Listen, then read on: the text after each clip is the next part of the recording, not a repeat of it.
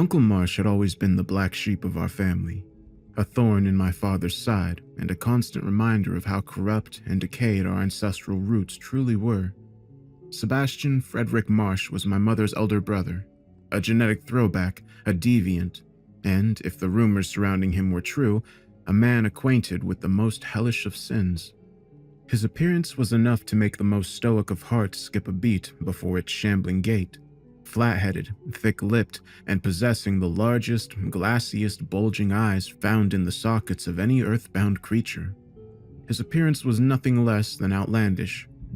He would stumble along the cobbled streets of Barton Village every Saturday morning in his weekly sojourn to the local stores. The journey caused his neighbors great unease, and passerby would cross the street in an effort to avoid exchanging even the simplest of pleasantries with the man. I was particularly disturbed by my uncle's visage, as I, unfortunately, shared a few of his more loathsome traits myself. Thankfully, however, these were less pronounced and shocking than those found on my uncle's grim face. My mother, too, shared what was known in Barton as the Marsh look, although her deviant features, like mine, were softer and even less obvious than my own. She got away lightly indeed, with large watery eyes, her only obvious heritage of the tainted Marsh bloodline. Uncle Marsh lived alone, tucked away in a rotting abode that lurked and leaned queerly at odd angles at the back of Gunner's Cloth, a feral grotto that skirted the cemetery at the south end of the village. It was a lonesome stretch of sepulchre woodland, home only to the witch elms, the creeping moss, and my gloomy uncle. Many an odd tale was attached to the Gunner's Cloth. Strange lights and raised voices were often heard from the depths of the woods on those days leading up to the nights of Hallows Eve and Walpurgis. It was not unknown for local pets, and occasionally even children, to go missing and turn up dead on the mornings after those nights, when the frogs croaked loudly and the owls hooted their omens of warning. I remember when I was very young, my mother issued me a warning to never enter the Gunner's Cloth, despite my uncle living there, and I often wondered just what witchcraft was being played out in secret beneath the skeletal trees. These warnings were ubiquitous among all Barton children, and with good reason. Before I was born, a local child had been found dead in the woods, half submerged in the black slop that had once been a stream passing through the cloth. Little was done about the matter. It was assumed that the child had fallen into the muck and drowned, but every Barton resident was quick to attribute a more sinister conclusion to the life of little Maggie Hagan.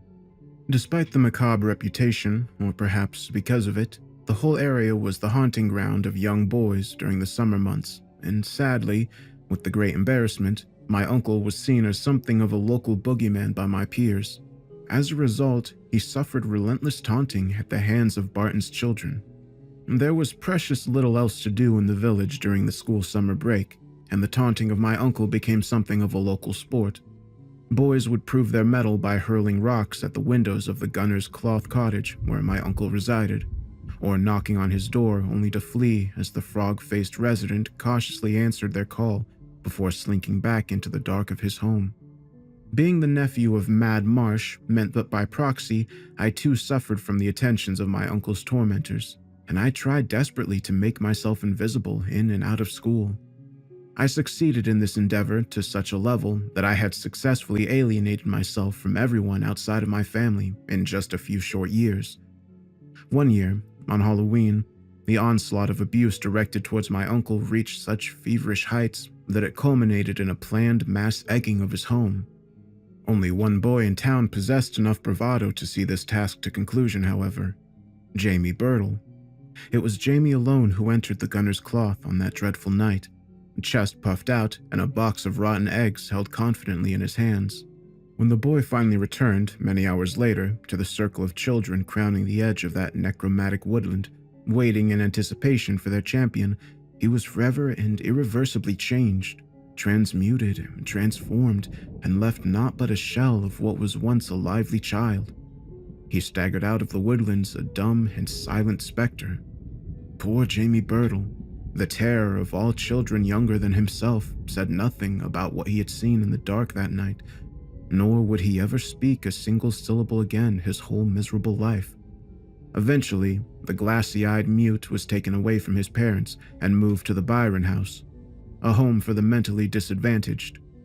There he stayed for many years, banging his head against the wall of his cell to a silent, alien rhythm, until fate gave him the opportunity to escape his confines and leap to his death. Exactly 13 years since he first lurched out of the shadows of the wych elm trees. My uncle was questioned about the incident, of course, but denied ever seeing the boy, let alone speaking to him or causing him harm. This event left me even more isolated than the other children. Before that night, they might have included me in their torments, but once Jamie had been forever silenced, they avoided me completely. I very rarely saw Uncle Marsh in person. Occasionally, he would show up at a family get-together or function to make a token effort to remind us that he still existed in this world, only to disappear just as abruptly as he had arrived. My father in particular despised the man. He hated the appearance of his brother-in-law, and he hated that his wife and son were kin to the man. But most of all, he hated the way Marsh collected queer objects in strange moldy tomes. Marsh was something of a scholar, at least of a certain sort, and loved to devour information from his astounding collection of books. His library consisted of a mass of sprawling grimoires and papers scattered around his living room in no discernible order, a chaotic crumbling mess of ancient and esoteric knowledge. Many of those decaying, musty volumes were written in languages unspoken in the isolated villages and hamlets of northwest England. Archaic German, French, Latin, Greek, and scripts so wholly alien in structure that they must have been impossibly extraterrestrial in origin. Other, far stranger items dotted the cramped corners of the cottage that Marsh called home. Warped, bent skulls, exotic stuffed birds, crystals shaped in geometric arrangements that were maddeningly complex. This was the legacy of my Uncle Marsh, a repulsive, isolated, semi-antiquarian, semi-human recluse, obsessed with the forbidden and in love with the wicked and strange. These memories and thoughts flashed vividly in my mind as I sat opposite the stern, cold face of Mr. Fisher, my family's long-suffering solicitor. Just seconds ago, he had impassionately read aloud the contents of my uncle's late will and testament, in which a man I barely knew and had good reason to despise had left me all of his earthly and unearthly possessions. Uncle Marsh's death had been as singular and strange as his life. In the early morning of July 24th, 1954, he had stood naked on the sands of Seascale Beach in Copeland, Cumbria, and walked slowly and deliberately into the waiting maw of the churning Irish Sea. A trail of large, flat footprints in the sand and a pile of scattered clothing were all that had remained of the man. Although a body was never found, he was declared legally dead some years after, and had left instructions with Mr. Fisher that I, his only nephew, was to receive all he had ever owned. The significance of the location of his demise was not lost upon me, for decades ago my family had lived in the town of Seascale. The sea had always been in my family's blood, and many a Marsh had took to the waves as fishermen, sailors, or even pirates. At least if one was to believe the various myths and legends surrounding us, for the Marsh blood was tainted, or so the stories said. The original branch of the family had come to England from the United States, where a great deal of my relatives had lived in the decaying and damned port town of Innsmouth, Massachusetts. Innsmouth itself was a nest of horrid myths and repulsive witch lore. We had come to Cumbria under a cloak of dark suspicion and dread, chased out by the locals as warlocks and werewolves, forced across the bitter Atlantic, and finally ejected upon the shores of Old Blighty. Whatever it was that had segregated us from the other branches of the family, for many a Marsh still resided in rotting Innsmouth, none can say. My grandparents certainly would not discuss the matter. My own family had to move away from Copeland and into the small village of Barton, Cheshire, due to a chance meeting between my mother and father during a blistering hot summer holiday, which my father had chosen to spend by the seaside. My father had been a keen lover of architecture, from ancient Roman ruins to Georgian estates. He had traveled the length and breadth of Britain in search of historic adventures. It was during such a trip that he learned of Seascale and its magnificent Victorian hotel, the Scafell. During his stay in the town, he had encountered my mother on the beach as she collected various seashells, live crabs, and bits of driftwood. Enraptured by her large green eyes and raven black hair, my father spent much of the summer with the strange girl who was to become my mother, and they quickly became close friends and confidants. Some months later, the two young lovers were engaged and made the move to my father's home village, marrying at the parish church before buying a home in one of the cramped and sloping alleys of shadow-haunted Barton. Eventually, there had been an unwelcome catch to this otherwise auspicious joining. Sebastian, my mother's elder brother, would also be making the move to Barton with them. My grandparents, you see, were sadly in no fit state to look after the man, who was himself somewhat mentally disadvantaged, or backwards, as my father would say, and wholly ignorant of many social norms we often take for granted in this day and age. The elder Marshes were hopelessly advanced in age too, and it was clear that they feared for their son's well-being when the inevitable shedding of their mortal coil took them to the cold and unwelcoming grave.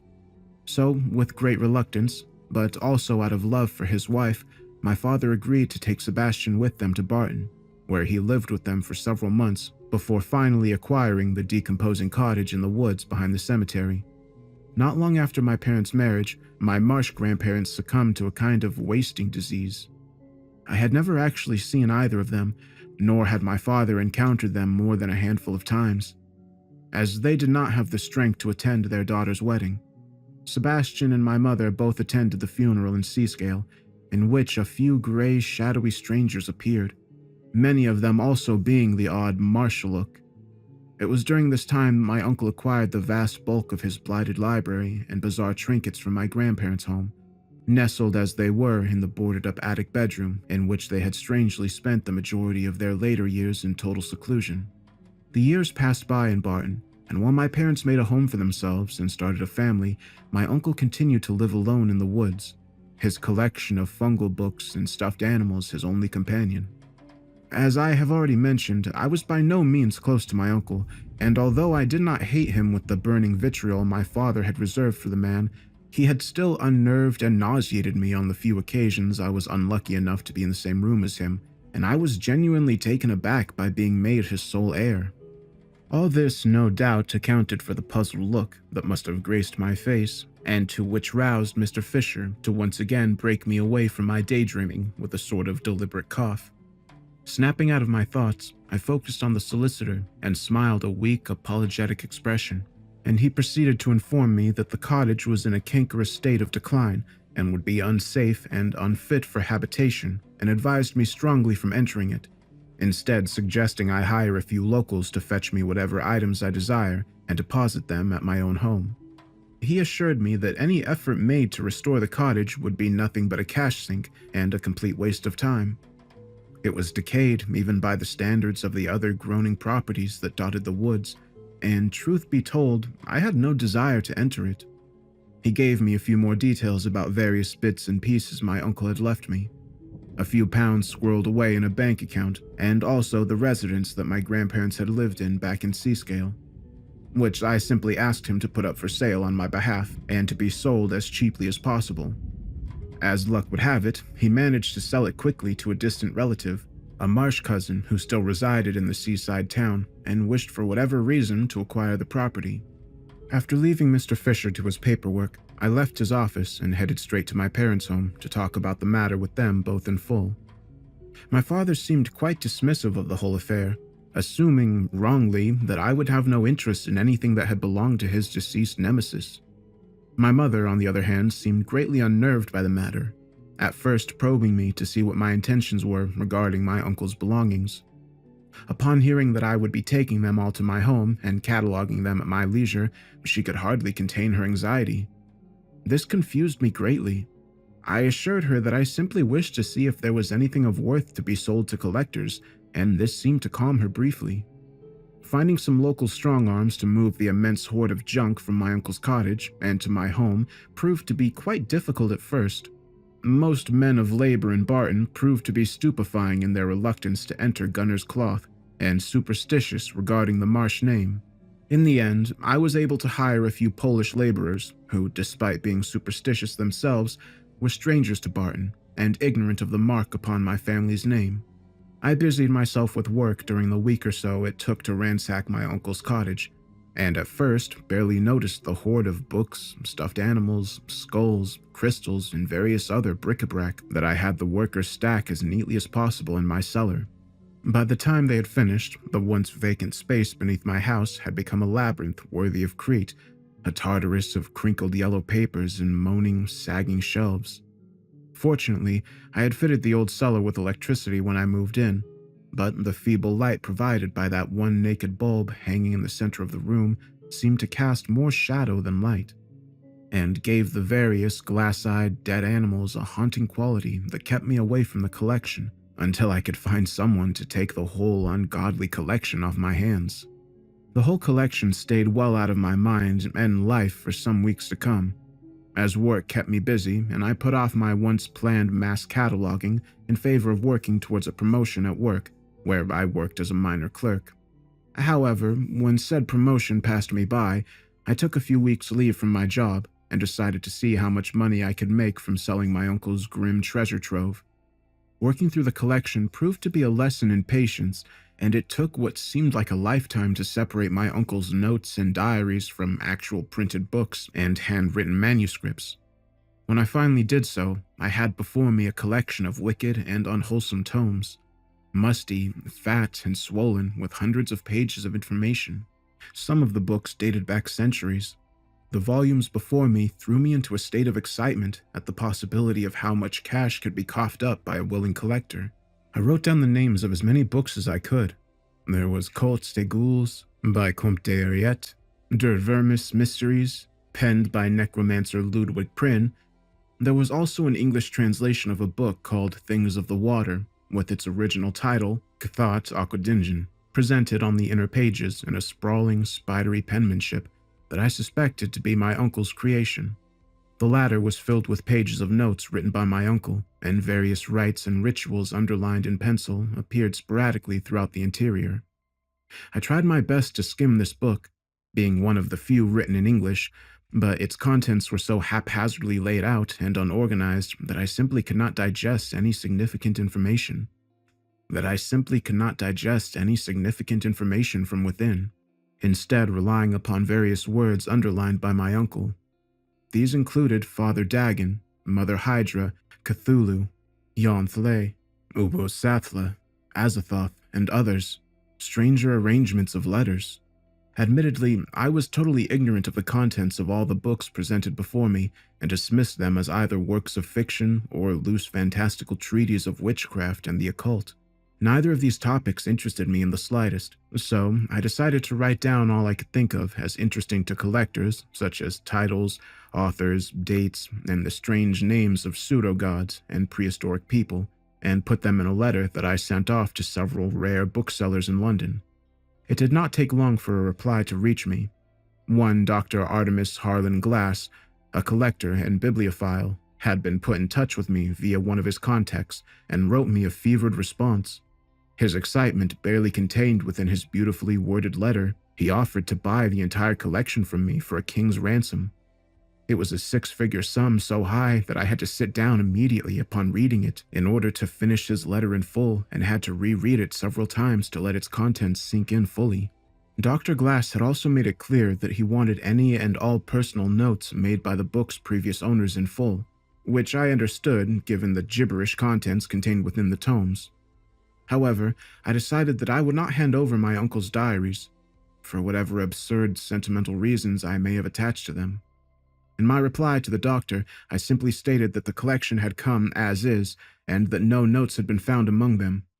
I did, however, smooth this over by stating that several of the books had passages underlined, with a few scribbles here and there denoting their manuals and page numbers, where the other notes and information could be found. It wasn't quite the spiderweb of information the doctor had sought, but it appeared to please him nonetheless, and he organized to come and collect the books in person at a prearranged date, just a few days after his reply to my offer. I informed my parents over some afternoon tea of what the doctor had offered me for the books, and to my humor, my father nearly spat out a mouthful of Earl Grey upon hearing that his son was to become so fabulously wealthy. He seemed overjoyed at the news, not for any dreams of personal gain. He had always been the non-materialistic type, but at the prospect of a life such money could provide for me. I knew that he was also secretly happy that being related to Sebastian Marsh had actually paid off in the end, and the money was at once a source of sweet revenge for him and an ointment to smooth over the wounds left by various clashes. My mother's reaction was somewhat similar to my father's, but I could not help but think that it was all a put-on, an act, and that she truly did not want to see my uncle's library in the hands of a stranger. If she had but voiced her concerns, I may have changed my mind, or at least sold perhaps only half of the collection left to me. I informed her that I intended to keep my uncle's diaries and personal notes, but she simply shrugged while nursing a lukewarm cup of tea. My father made a comment about how they would be used to kindle a fire, and we quickly moved on to the topic of what I was going to be doing with the money that would soon be coming my way. I'll admit, when the day came for the doctor to collect the books, a cloud of regret had fallen over me. Despite the ludicrous amount of money that he was offering, I felt somewhat reluctant to part with my uncle's collection. These feelings, no doubt, however, were quickly dispelled as a series of brisk rapping penetrated the quiet of my usual afternoon routine, and I opened my front door to welcome my visitor. Mr. Glass had appeared wholly shocking and disturbing to me. Despite my familiarity with the grotesque and misshapen, he was both painfully thin and shockingly tall. Despite being bent over at the shoulder, he still towered over me by a clear foot. He had the complexion of a fresh corpse, blood drained and transparent, while his head was crowned with a thick head of bushy hair, raven black despite his obvious advanced age. His clothes, too, were as distinct as the man himself, for he clearly dressed in a manner of a gentleman many decades removed from the current age we occupied. These fine clothes were, however, somewhat lost on the man, as his hollow-like frame caused them to hang off him like folds of dark, dead skin.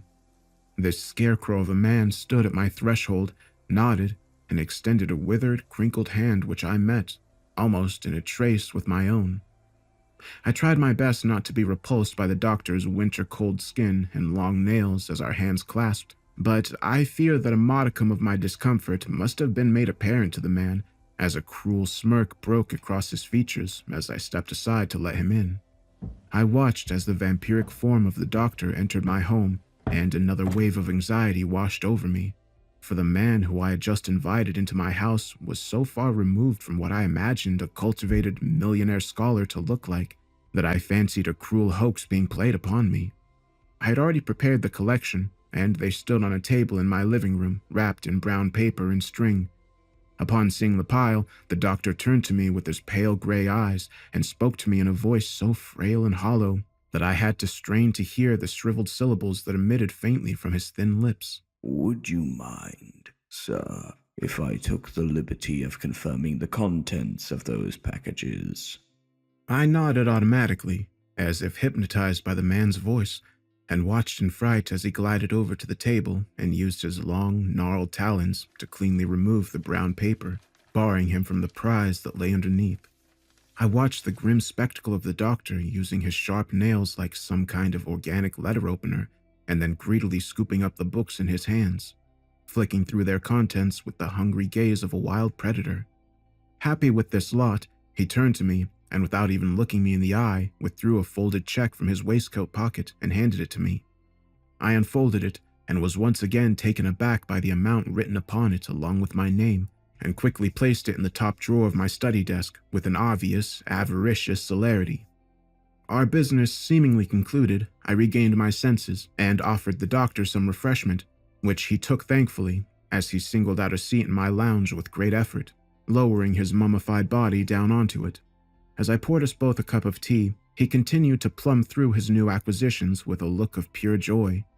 It was a look that seemed out of place, and it was disturbing to see it grow upon his cold, rigid face. We talked at length for several hours, during which time he made several inquiries as to where I had acquired my collection, and I felt that he was trying his best to gauge just how much I knew about it. Being one of the world's worst liars, I couldn't bring myself to deceive the man who had given me such a huge fortune for some old books, and decided instead to tell him exactly where I had acquired the collection. I told him about my uncle, the Marsh family, and our Innsmouth origins, along with the legends surrounding the gunner's cloth, and the horrible fates that had befallen several of Barton's children. The latter of which he did not seem entirely ignorant of, and he listened with interest as I reeled off the collection of even stranger relics that still sat waiting in my cellar to be cataloged. Upon hearing this, the doctor set aside his tea and asked politely if he could be permitted to look over these objects. As being knowledgeable of such things, he could quite possibly put me in contact with several antiquarians of his acquaintance, who might be interested in purchasing them from me. I saw little reason to deny the man who had so generously secured my fortune and helped to lead him gently down into my cellar by one of his spindly arms. Upon reaching the bottom of the creaking stairs that adjoined the cellar to my house, I stood back as he picked through the objects like a carrion crow, looking for the juiciest parts of a rotted corpse. He ignored most of the artifacts before him, picking up several crystals and tossing them back dismissively before making his way to the back of the cellar, where, covered in a dusty sheet, there stood a tall object that I had yet to bother with, and which he revealed in one dramatic and swift, sharp tug of the sheet. As the dirty, grayed sheet fell to the ground, the spectacle before us caused us both to pause, slack-jawed, before its horrid resplendence. For resting gently against the wall, there stood an object so magnificent and terrifying that neither of us could barely speak a word for several minutes, frozen as we were in complete awe.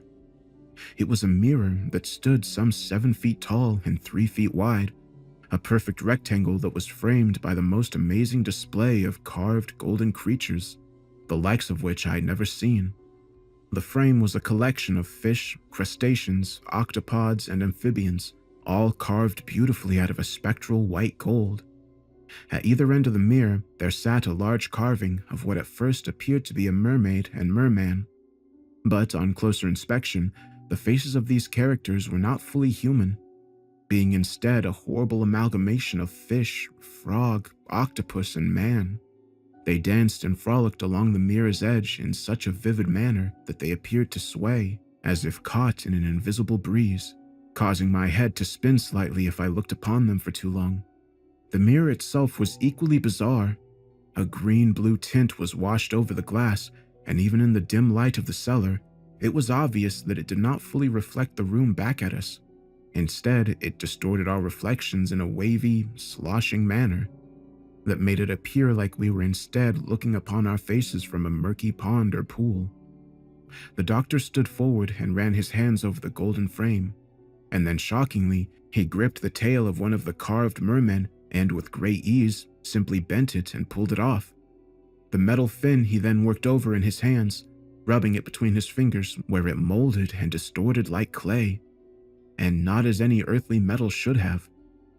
The plastic metal he then rolled into a ball and placed it in one of his pockets. He then bent down with a grimaced gesture and picked up the sheet to cover the mirror once more. He turned to me with clear concern etched over his gray face and suggested that we leave the cellar immediately and make for the lounge, where, upon sitting himself back down, he requested some fresh tea and bid me to sit with him. The doctor then proceeded to tell me such a fantastic and macabre story that I became dazed, swooning on occasion at the strange mysteries he was inducting me into. He spoke as if my uncle's collection of books were factual, containing within them all the lore of mankind and the millions of years that had rolled on before our race made the slow climb down from the trees. He spoke of extraterrestrial invaders who once called Earth home, creatures that had seeped down from the stars and held dominion over our world, while man's most distant ancestors were still billions of years from appearing on the cosmic stage. These dreadful beings, gods compared to humanity, had experimented with life and in accident had given birth to the ancestors of the human race.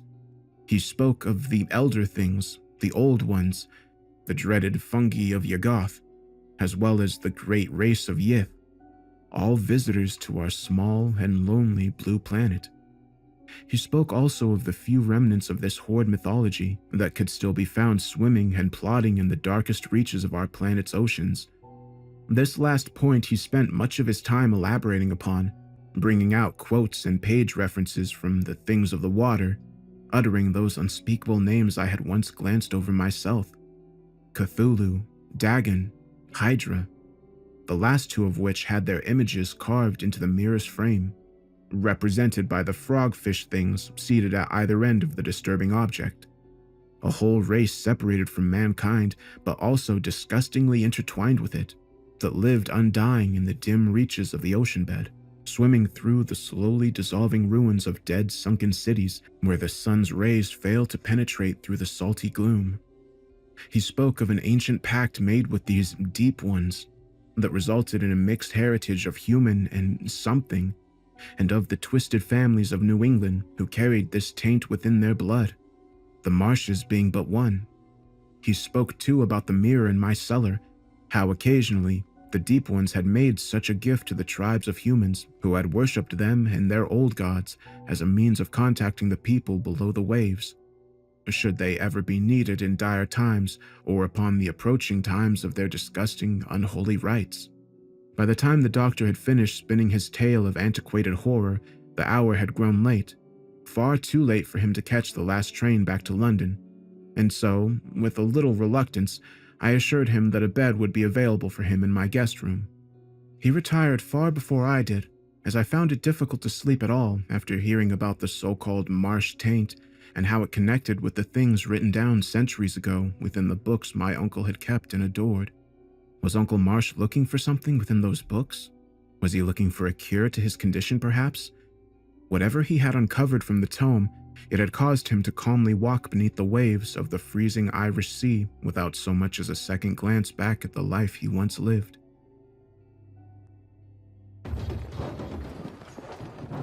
I do not know exactly what time I had fallen asleep on the couch, a half-empty glass of brandy still cradled in my hand, but I was aware of what had stirred me from the depths of my slumber.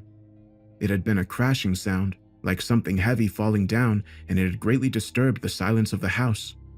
Blinking the fatigue from my eyes, I immediately thought of the doctor and imagined, aged as he was, that he had left his bed in the night to make use of the facilities and had fallen in the dark. Dancing up the steps lightly, I found the door to my guest room opened wide, and upon inspection, no occupant within it. Indeed, the bed looked like he had not touched it at all.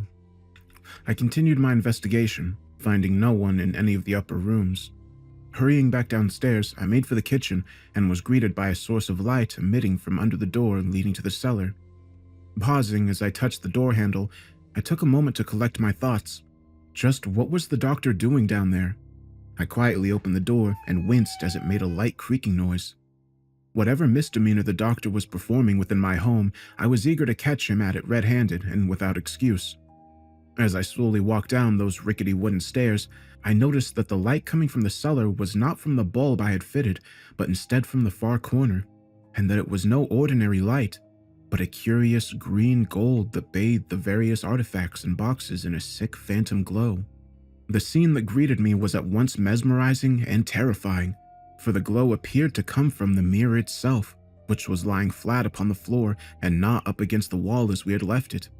The light immediately began to wane as I drew closer, until it finally extinguished altogether, causing me to retreat to the stairs and turn on the electric light.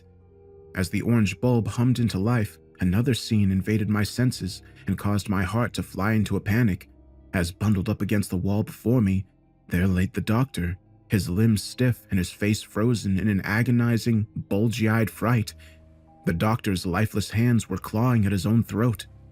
A strange smell, like that of all the rotting debris found at the beach, penetrated the whole room, and with ultimate horror, I noticed a set of wet, inhuman footprints leading from where the mirror lay to where the doctor had expired. Carefully, I made my way down to the floor where the terrible prints lay. The water that composed them was thick and gluey, and possessed an awful stench of the sea that made bile rise in my throat. Suddenly, the mirror caught my eye. I saw the surface of it ripple like disturbed water, as if something had just decided to spy up upon me before quickly retreating. I must have then fainted, for the whole room around me slowly disappeared in a cloud of gray, and merciful oblivion took me away from the cellar, the doctor's corpse, the smell of rotting driftwood, and the odious presence of the mirror. Of course, an investigation was carried out by the local constabulary, who I had contacted as soon as my conscience had returned from whatever restful place I had been slumbering. I was deeply worried that I would come under suspicion of foul play, but upon hearing that the doctor was paying me close to £1 million for some antique books, a fortune I would no longer be getting due to a dispute with his estate that I later became embroiled in, I was cleared of any wrongdoing. It was ruled that the doctor had suffered a heart attack and died of natural causes while looking around in the dank of my cellar, for whatever the reason the police force decided to conjure up in their follow-up report. I did not mention the mirror, and lied when informing the police that the light of my cellar was on when I found the doctor's body. In truth, I had returned the mirror to its position, complete with a covered sheet before I had called the police, and had also taken the piece of gold from his pockets. I did this in order to deprive the police of a motive, but also because I simply had no desire for the mirror to come under anyone's scrutiny. Had I told a single living soul about the strange glowing and disgusting seaside stenches attached to the grisly scene in my cellar, I had no doubt I would have been carted away and given a new home at Byron House. Thankfully, I still had plenty of time left before returning to work, so I was able to come to terms with the loss of my dreams and ambitions that the doctor's money would have afforded me. It was particularly crushing to have had such a fortune laid before me, only to have it cruelly snatched away, seemingly by one of my uncle's possessions. I had purposefully kept the thought of the mirror and those dread footprints far out of my mind, but try as I might, they returned again and again to me, mainly at night when lost in the abysmal embrace of hypnos. Again and again the grotesque pantomime played out in my dreams, occasionally with extra details that had either been omitted from the original memory due to shock or added anew from the depths of my disturbed imagination. Sometimes the doctor was still on the cusp of life, spluttering out blood-drenched warnings and pointing to the mirror desperately in his last thrashing moments. Other times I witnessed the body slowly being dragged into the mirror as its glass surface splashed and rippled like water. Finally, on one terrible night, I had seen what I thought to be a huge, flabby claw sinking back into the surface of the mirror with deliberate, lugubrious intent. This dream sickness soon became an invading presence in my life, and even when the time came for me to return to work, I would often be so fatigued from the stress of my nightmares that I would finish work early or call in sick on the days after I had experienced a strong session of feverish, night-haunted imaginings. I consulted my family doctor, who simply dismissed the dream and prescribed me sleeping pills, which I soon discovered made my dreams more vivid, forcing me to discard them after just 2 nights. Desperate to starve off the nighttime illusions that plagued my dreams, I took to consuming copious amounts of black coffee and spending my nights sat in my garden smoking cigarettes. However, this too did little to alleviate my condition, as the glowing stars looking down on me took on a far more sinister meaning since my talk with the doctor, and I quickly grew fearful of their incessant twinkling. This period of restlessness lasted for nearly a month and resulted in me being fired from my job and losing what little human contact I had in my lonesome life. It was a regular visit from my mother, however, that brought me out of my malaise and sharpened my focus once more. I confided in her all those things Dr. Glass had told me on that fateful night and watched her face remain unchanged throughout the entire revelation. Not so much a revelation for her, I felt. Surprisingly, she said very little and simply made a comment while sipping a cup of tea in my garden, that such things had been said about the Marsh family for years, as well as cursed Innsmouth from whence our family came. She did admit that she knew very little of our family roots and had almost no contact with relatives. She had practically raised herself, and it was my uncle who cared for her and spent most of his waking hours with their decrepit parents before they died. She then casually reminded me that a Marsh had bought my grandparents' house not long after I had been left it in my uncle's will, and I realized that I could perhaps alleviate myself of my uncle's possessions in the hopes that it would calm my mind. A quick visit to Mr. Fisher, and I was furnished with the name Eli Marsh, some kind of distant cousin on my mother's side who had bought and moved into the rotting home my grandparents had dwelled within, and to which my uncle was left when they passed away. Not wishing to travel to Seascale on the chance that I would catch this relative at home, I instead sent a simple note detailing who I was, some details about Uncle Marsh's books, and a description of the mirror. I asked if he knew any other details of our family history that could help to shed some light on the strange occurrence that happened to Dr. Glass, and detailed the strange effects that the mirror had played out in my cellar that dreadful night. In response to my inquiry, a sparse letter arrived asking me to come visit him at my grandparents' home at my earliest convenience. I wasted little time heeding the summons and boarded the train to the nearest station to Eastwich towards Seascale the next day. At Eli's request, I had things of the water securely tucked away in a briefcase, along with as many of my uncle's notes as I could carry. The train journey was pleasant enough, with changeovers at Manchester Piccadilly and then Barrow in Furness. Despite the usual overcast weather of northwest England, the countryside was still an open beauty to behold, and I allowed myself a few hours of respite as I drank in the dark green essence of its untamed rolling hills and feral woodlands. Eventually, the scenery gave way to the various villages and towns that precipitated the train's arrival in Seascale. The greenery disappeared amidst the dull gray buildings and hotels of the seaside resort. Eli had no intention of meeting me at the station, and had instead given me instructions to call upon him at any time of the day at my grandparents' home. He had expressed a dislike of daylight, and I imagined that he too must be a victim of the sinister wasting disease that had afflicted my mother's parents in so gruesome a fashion. I had intended to make more of a day for myself in the town whilst visiting Eli, but the autumn clouds and light rain do little to vitalize a tourist's hunger, and after a short 30-minute stroll around and a lunch at one of the many seaside cafes, I instead decided to make my way straight to the house on Reed's Avenue and see exactly what light my distant cousin could shed upon the macabre conundrum that had made its way into my life. Reed's Avenue was a street crowded by various bed and breakfast establishments and other tall, narrow buildings, nothing more than a simple row of heartless Edwardian constructions that overlook the crumbling coastline and rolling sea. I paused several times and overlooked the beaches on my way, allowing myself to fantasize morbidly over my uncle's suicide and final moments. That plump, naked, flabby body making its way to the water's edge with as much momentum as its master could muster, and then a simple wade out to sea until his body finally gave in to the cold grip of the sea and sank beneath the water.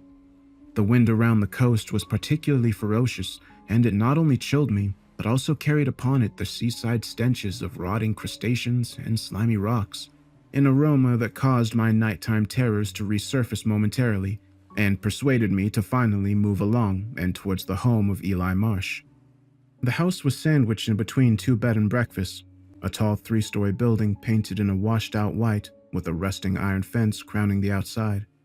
Every single window visible was either boarded up or concealed with thick curtains. It appeared that Eli was a man who valued his privacy. Some simple stones led up to the red-painted front door, the only source of color found on the entire building, but this was somewhat offset by the peeling paint that revealed a dull, cracked brown beneath. I was about to knock when I noticed a piece of card on the ground held in place by a bottle of milk that had most definitely soured. A short message, or more accurately, an order, was scribbled upon it in a poor but strangely familiar script. Folding up the card, I opened the front door, which was unlocked as per the note's description, and walked into the gloom of the narrow hallway. Like the outside, the interior of the home was much taller than it was wide, and the staircase presented before me appeared to lean oddly at the top, giving the illusion that the house was fatigued and resting upon its neighboring establishment for support.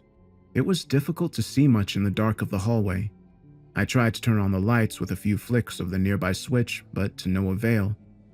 A doorway to my right led into what must have been a downstairs living room, and I proceeded to investigate. A bare wooden floor and not a scrap of furniture to be found. This, coupled with the thick sheets that had been crudely nailed into the window frame and were doing a superb job of keeping out the feeble light, was all the living room had to offer. I quickly established this was not a home, it was a mausoleum. I was about to enter another room leading off from the back of my current whereabouts, a kitchen perhaps, when a series of loud, sharp knocks startled me and immediately made me look upwards to the source of their location. I will admit freely that this disturbed me greatly, and I wondered if I had perhaps left reality behind and stumbled onto the pages of the apocryphal ghost story. I froze like a rabbit confronted by the sight of a predator and waited in silence to see what would happen next. Again, the thumps pierced the silence I stood within, but this time I followed their source and stood at the bottom of the staircase, its thin, decayed carpet doing a poor job of concealing the dry rot beneath.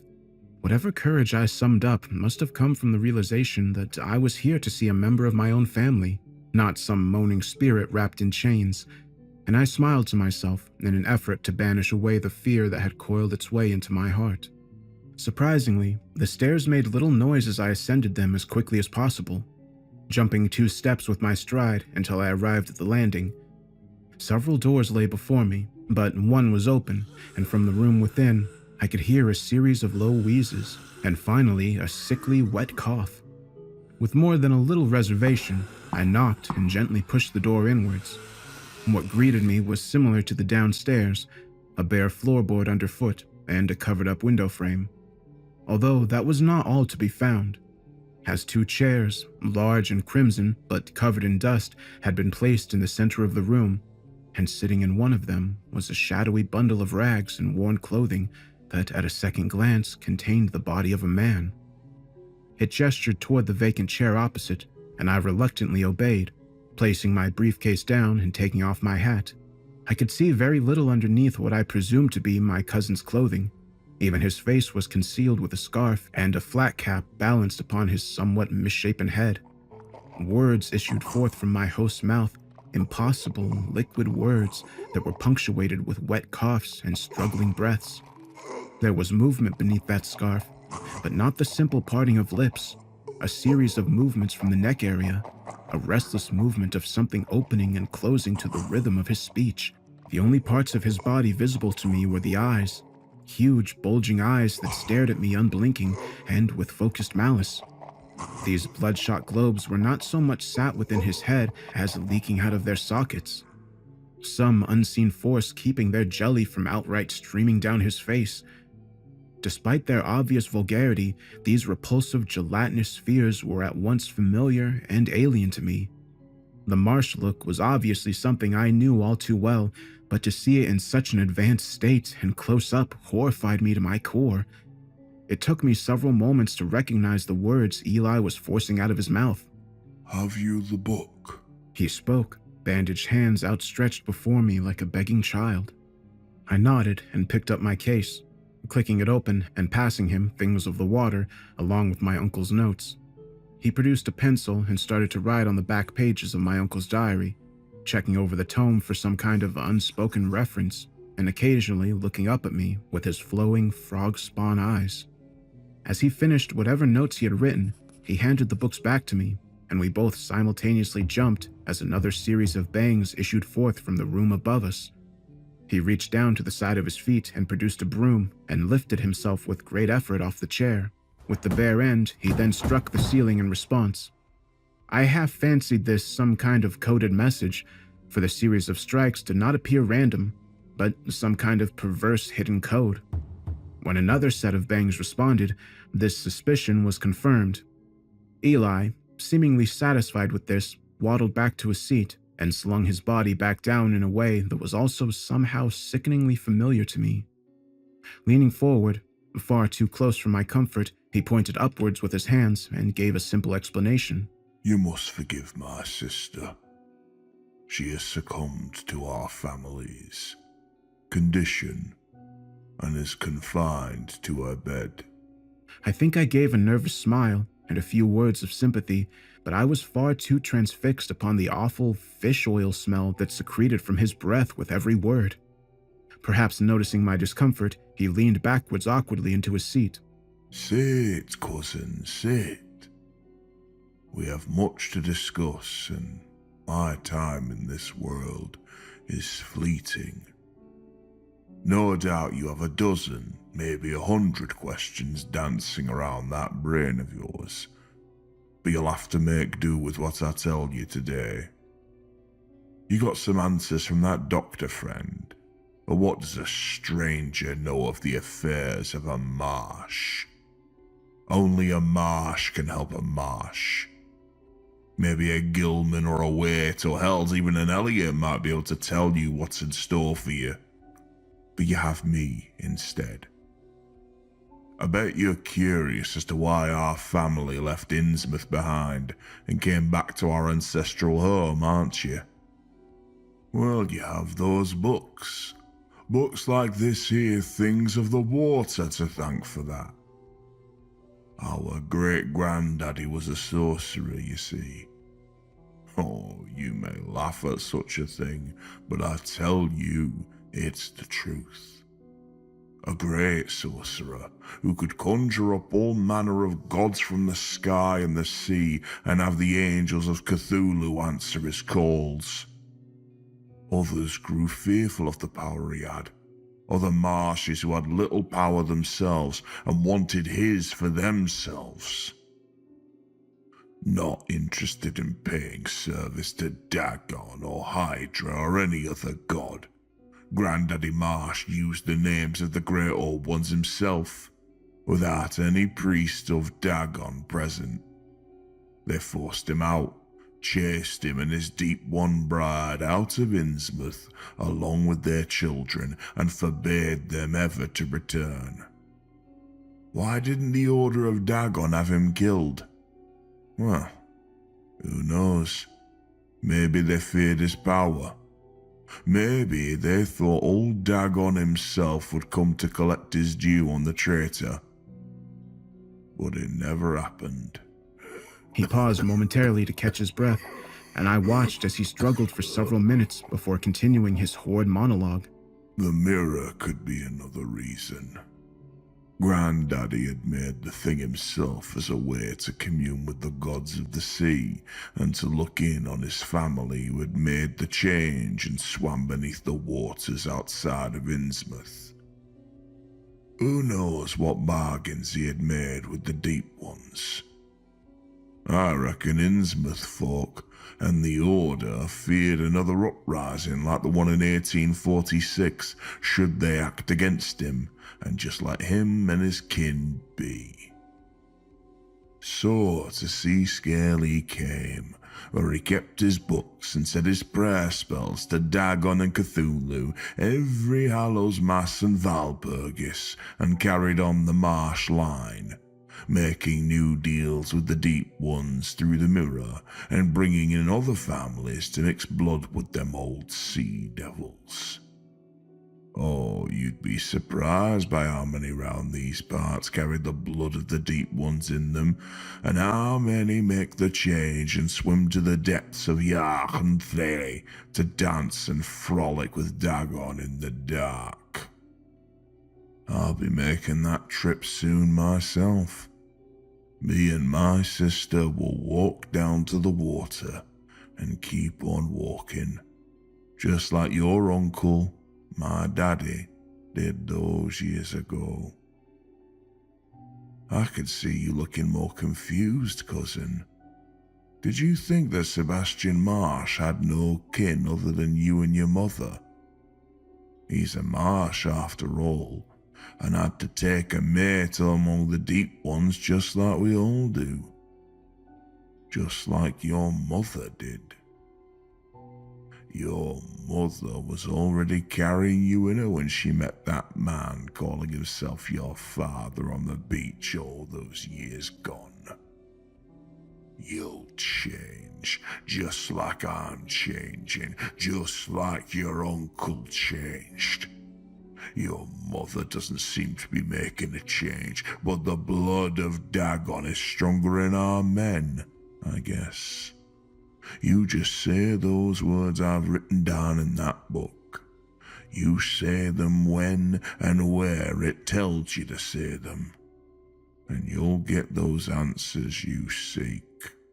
He said nothing more, and I waited for several minutes just in case fatigue had caused him to pause for breath, but he did not say anything more on the matter, perhaps knowing that what he had added to the diary was all I truly needed to know.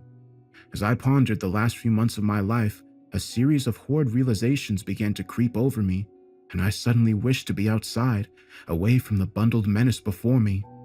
I managed to muster enough will to lift myself off the chair and pick up my belongings. He watched my every movement as I backed my way towards the door. As I slowly exited the room and began to descend the narrow staircase, one final sentence barked out at me from the obnoxious fish-stench room and chilled me. Marsh blood is thick in your veins, cousin, and you'd best prepare yourself for the change. These last words were met with more wheezing and coughing, but also a guttural and mocking laugh. and by the time I regained my senses, I was outside the house and underneath the gray clouds once more. I staggered back to the train station like a piece of debris caught in the breeze, and once the train was in full gallop back to Barton, I summoned up the courage to look over the additions Eli had made to the diary. The instructions were clear, but also baffling, a ritual of sorts. I hoped, perhaps vainly, that following through on my cousin's scribblings would grant me some measure of peace and closure. Upon returning home, I started to make the necessary preparations for unearthing the truth about the Marsh look, gathering the notes and formula outlined in Eli's notes. I had no wish to visit the gunner's cloth, to walk beneath the wych elms as the silver light of the moon bathed all around me in a chilling glow, but I did. I had no desire either to stumble or struggle through the mud and filth of the woodland on All Hallows' Eve in the direction of my uncle's home, but this too I did. I had made all the preparations as instructed to me by Eli Marsh, whose handwriting had been so oddly similar to my uncle's. The mirror, Dagon's mirror, had been removed from my cellar and once again brought back to the crumbling cottage, placed on the floor of the largest room just as it had been on that dreadful night that still haunted my dreams. The significance of the moon and date had been clearly set down for me, although I had the option of waiting for Valpurgis night in April to work the old magic of Innsmouth. I simply could not wait that long for the truth. It had to be tonight. The moonlight was strong enough to illuminate my path to the cottage, but regardless, I brought along my torch and supplemented Luna's gaze with my own feeble cone of light. Through the blackness I shambled, making no effort to conceal my coming from the various woodland beasts who hunted during the hour of the wolf and beyond. I half fancied all manner of specters and phantoms awaiting me in the woods, the ghosts of little Maggie Hagan and Jamie Birtle, along with every other miserable soul claimed by the cloth formed before my vision, dancing in and out of my sight among the trees. Suddenly, the cottage came into view, a leaning, rotting husk that looked more like a disused garden shed than an actual home. Surrounded by leaning wych elms and sitting on a circle of black, blasted earth, my uncle's home stood in defiance of the repugnant nature that desperately sought to reclaim the woodland structure. It was crowded with strange, diseased orange fungus and furry rugs of crawling moss. Insects gathered all around the cottage, feeding with indignity upon the fleshy pulp of clinging mushrooms, occasionally pulling themselves away to dance frantically within the illuminated cone of my torch. The entrance to the sagging structure was not barred, and I entered into the main room of the cottage and was immediately greeted by the golden mirror lying flat upon the decomposed floorboards. Above, a crude skylight had been lifted into the flat room. I say skylight, but it was nothing more than a trap door that opened readily and eagerly once the single rusted iron bolt that held it in place had been relieved from duty. The ceiling door swung open, creaking like a walking corpse, and eventually came to rest after swaying for a few seconds. A wash of moonlight came streaming through the opening and hit the mirror's surface. Rather than reflect off the glass, the light instead beamed directly into the mirror, drawn into it by some unseen force that then expanded the light, illuminating the whole cottage so much that my torch lay on the ground by my feet. I dropped to my knees in horrid awe and unconsciously crawled closer and closer to the mirror's glowing edge. Once more, the terrible forms of Father Dagon and Mother Hydra, carved in gold and glaring menacingly in my direction, came into view, and I hesitated slightly before finally resting my gaze upon the vision that had been patiently waiting for me. A vision hinted at by Dr. Glass and my cousin. A terrible legacy that even now must be swimming through my veins and transmuting my form with languid but irreversible taint. Had this been what Jamie Birtle had stumbled upon all those years ago? Had he seen the truth of Uncle Marsh's heritage and as a result suffered a mental breakdown caused by his feeble lizard brain rebuking the awful reality of the Marsh look? It is difficult for me to write down exactly what I saw in the mirror that night, but for the sake of all humanity and for those who will come after, I will try. By the time anyone finds and reads this, I will no longer be a resident of Barton. I will be changed, and at home among the briny depths and salt-soaked stones of the deepest gulfs of horror imaginable. For I kneeled perplexed, transfixed at the scene playing out before me in the ocean grotto, where the fish things frolicked and swayed amid cyclopean ruins, dancing blindly and madly to a silent alien beat The fungoid, flabby creatures prostrated themselves before the eroded edifices of Father Dagon and Mother Hydra, and to the colossal statue of Lord Cthulhu that towered over the whole sickly affair. Except the statue was not a statue. It was alive and moving, overseeing its baying subjects in their chaotic worship. A tentacular titan, pleased with the spectacle around it. They danced and copulated and tore each other to pieces as the assembly reached such hideous heights of frenzy that I was sure I would be sucked through the mirror and into the icy salt water of Yunthale. But this disgusting pantomime being played out before my senses paled in horror compared to the realization that one of the creatures possessed a visage so familiar to me that I mercifully passed out as my mind recalled its likeness. For the newest addition to the throng of fish things wore the face of my uncle, Sebastian Marsh, he who sought the embrace of the Irish Sea, not in order to end his life, but instead to take his place among the deep ones, as all men who bear the Marsh name must one day do.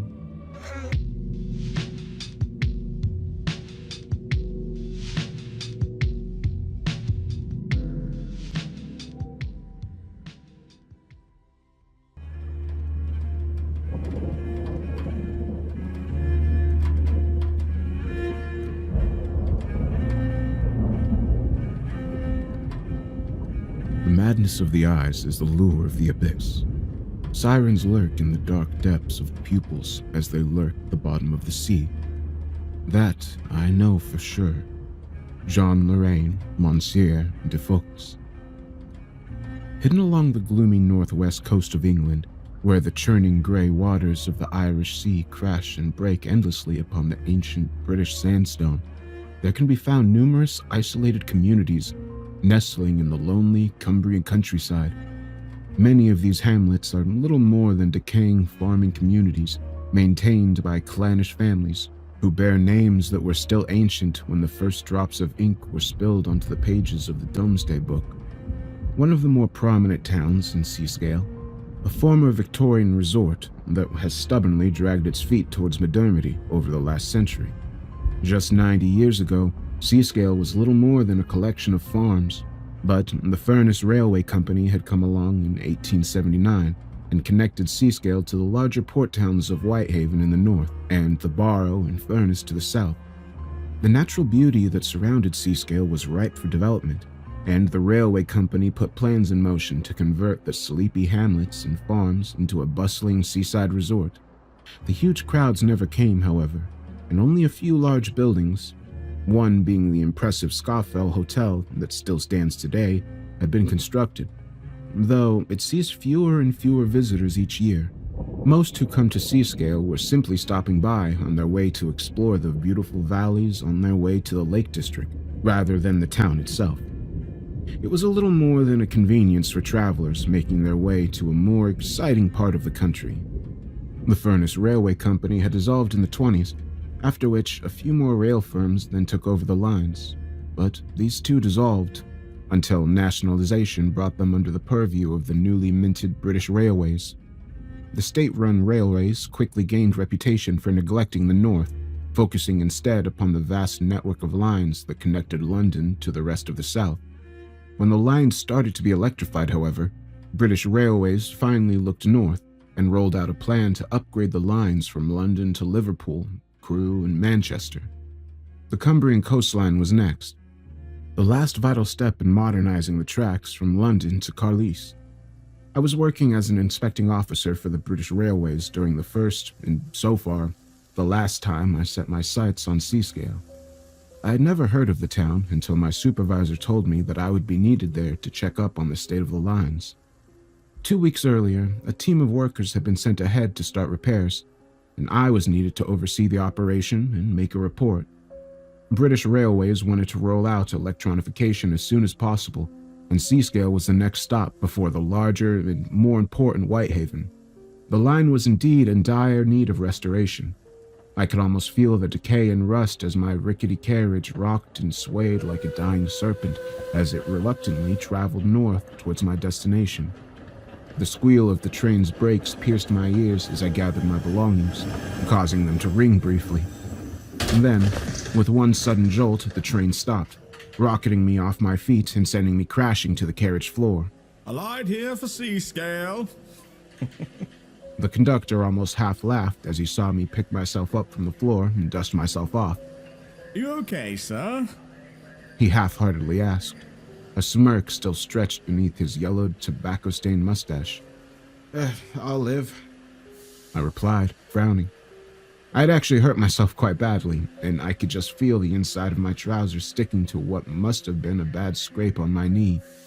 I retrieved my hat and briefcase and hastily made my way off the train, pushing my way past the conductor and his sardonic grin.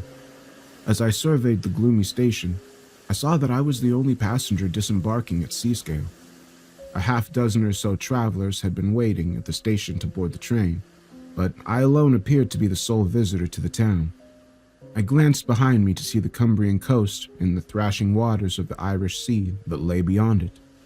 From there, I could make out the famous Seascale Beach, a popular tourist attraction in the summer, but at this time of year, at this time of day, it was nothing more than a loathsome stretch of clogging sands and brine-eroded stone. Around the beach, thick tufts of spiky grass jutted defiantly out of the sands. They swayed as I watched them dance in the sea breeze.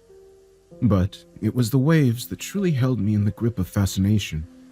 Those foamy, writhing waves that ebbed and flowed eternally, crashing upon one another ceaselessly, each bearing the fury of Triton himself.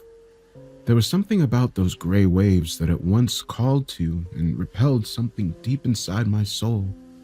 I stood there for several minutes, transfixed, before noticing that the wind gathering around me had brought with it all the hideous odors of the sea. Disgusted, I instantly pulled my jacket to my nose and left the lonely station behind. As I made my way towards town, I noticed the first heavy droplets of what would later become a furious storm strike the top of my hat as I hurriedly made my way up the station road. The sky was growing darker with every step, and I glanced upward once or twice to see the thick gray and greasy clouds converge in the heavens above me. The squawking of gulls echoed in the distance, and the first rumblings of thunder rolled through the air. The streets were mostly deserted, save for a few furtive figures who were hurriedly running to cover from the rain.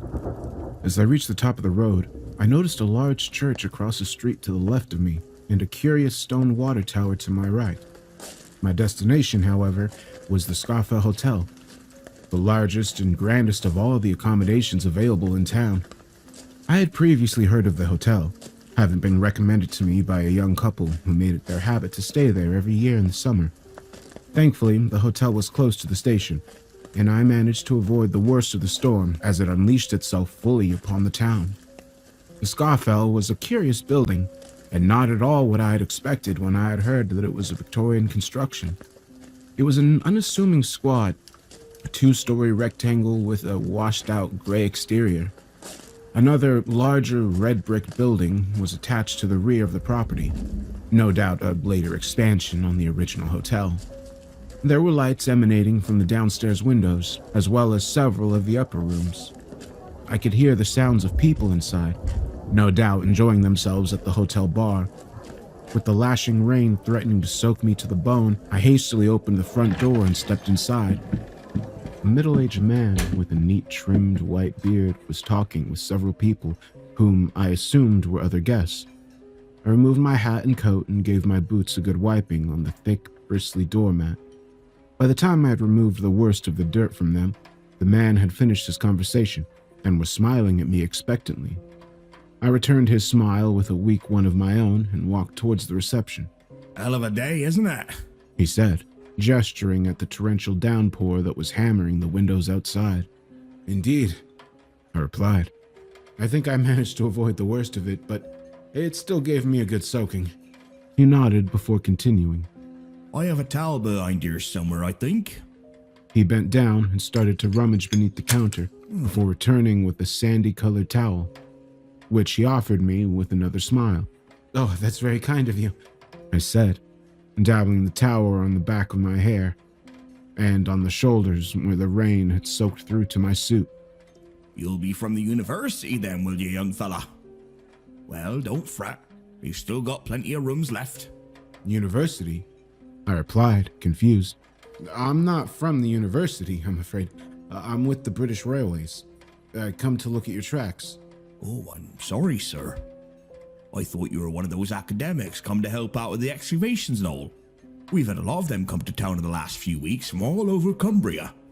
Some kind of discovery? I asked, handing the towel back to him. Oh, you could say that, sir. To be honest, not a year goes by that they don't find something buried in the ground around here. Romans, Saxons, Vikings, we've had our share of visitors to these shores. This one's got 'em all worked up, mind you.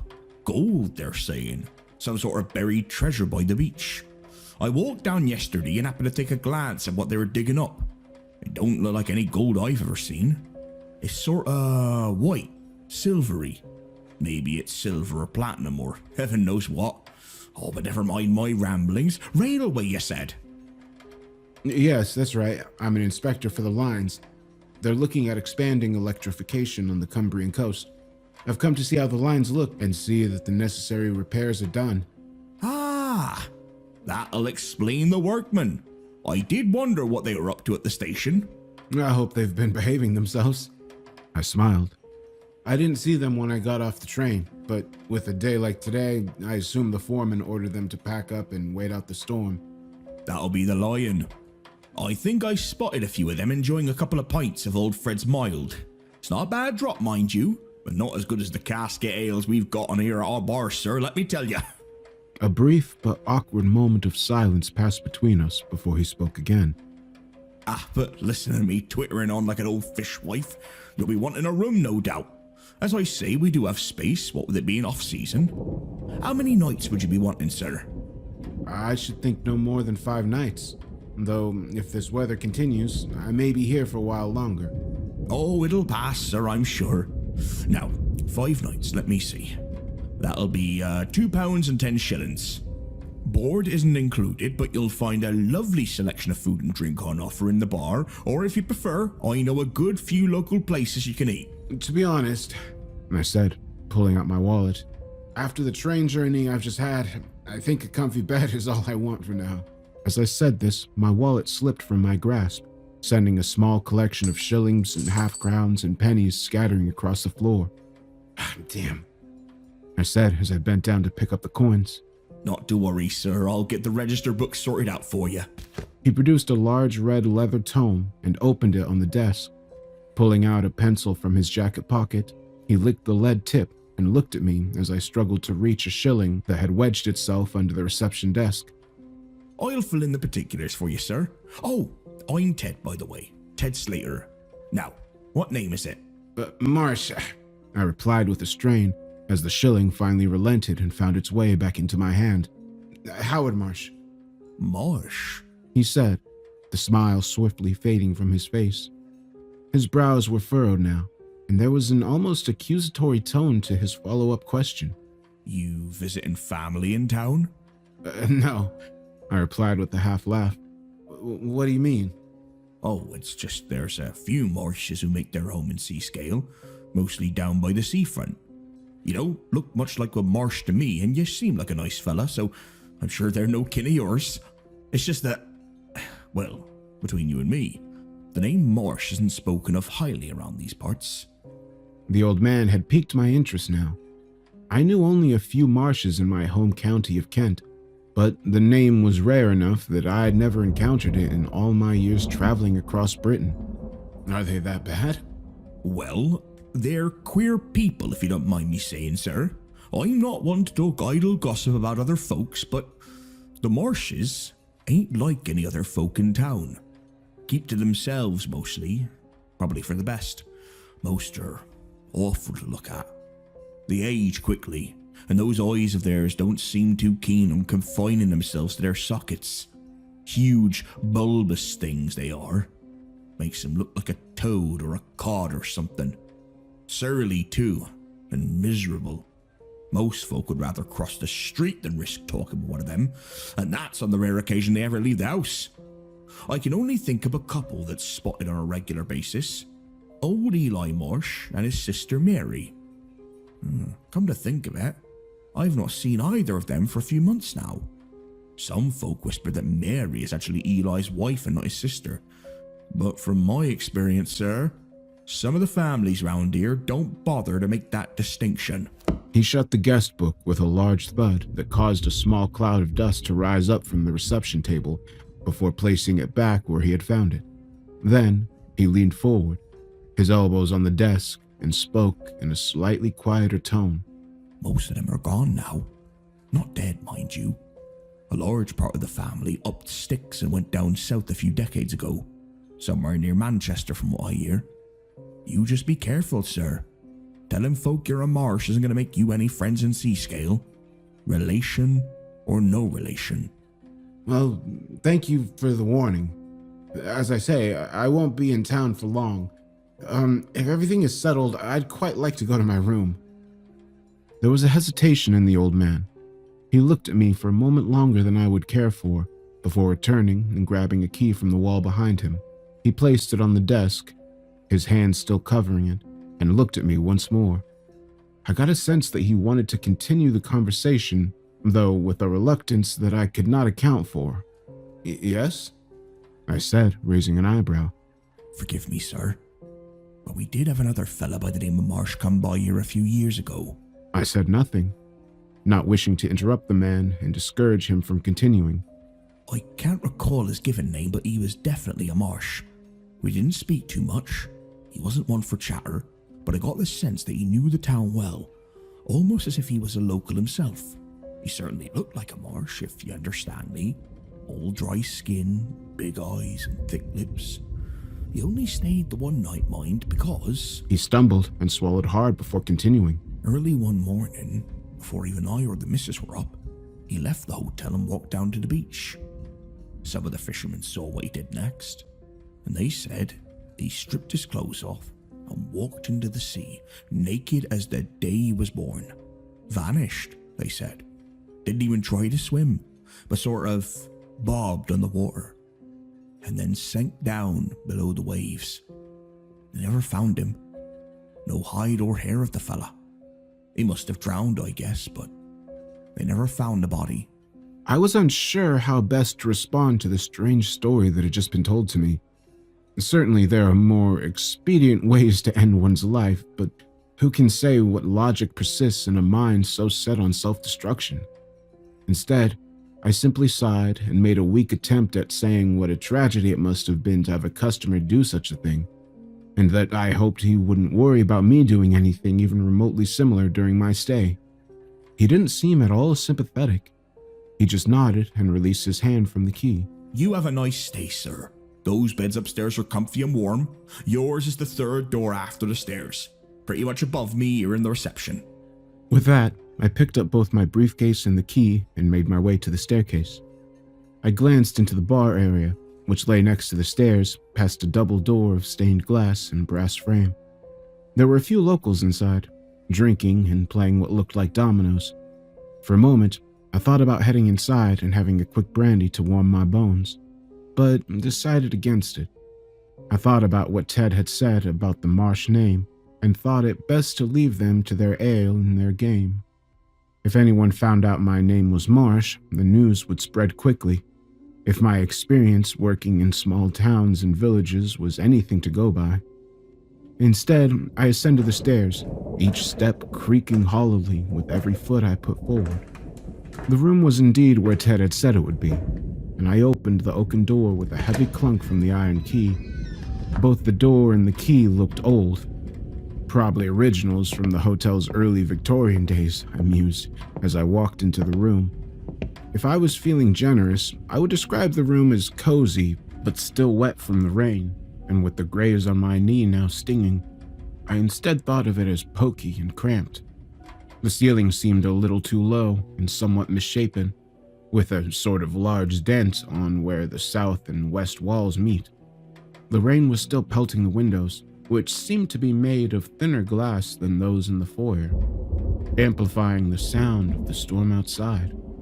There was little in the way of decoration, and the furnishing consisted of a single bed, a small writing desk with a chair, and a chest of drawers.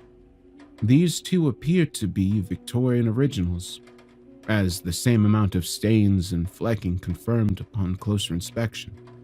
Thankfully, the bed was as Ted described, and I sunk into the soft mattress as I sat down to tend to my knee.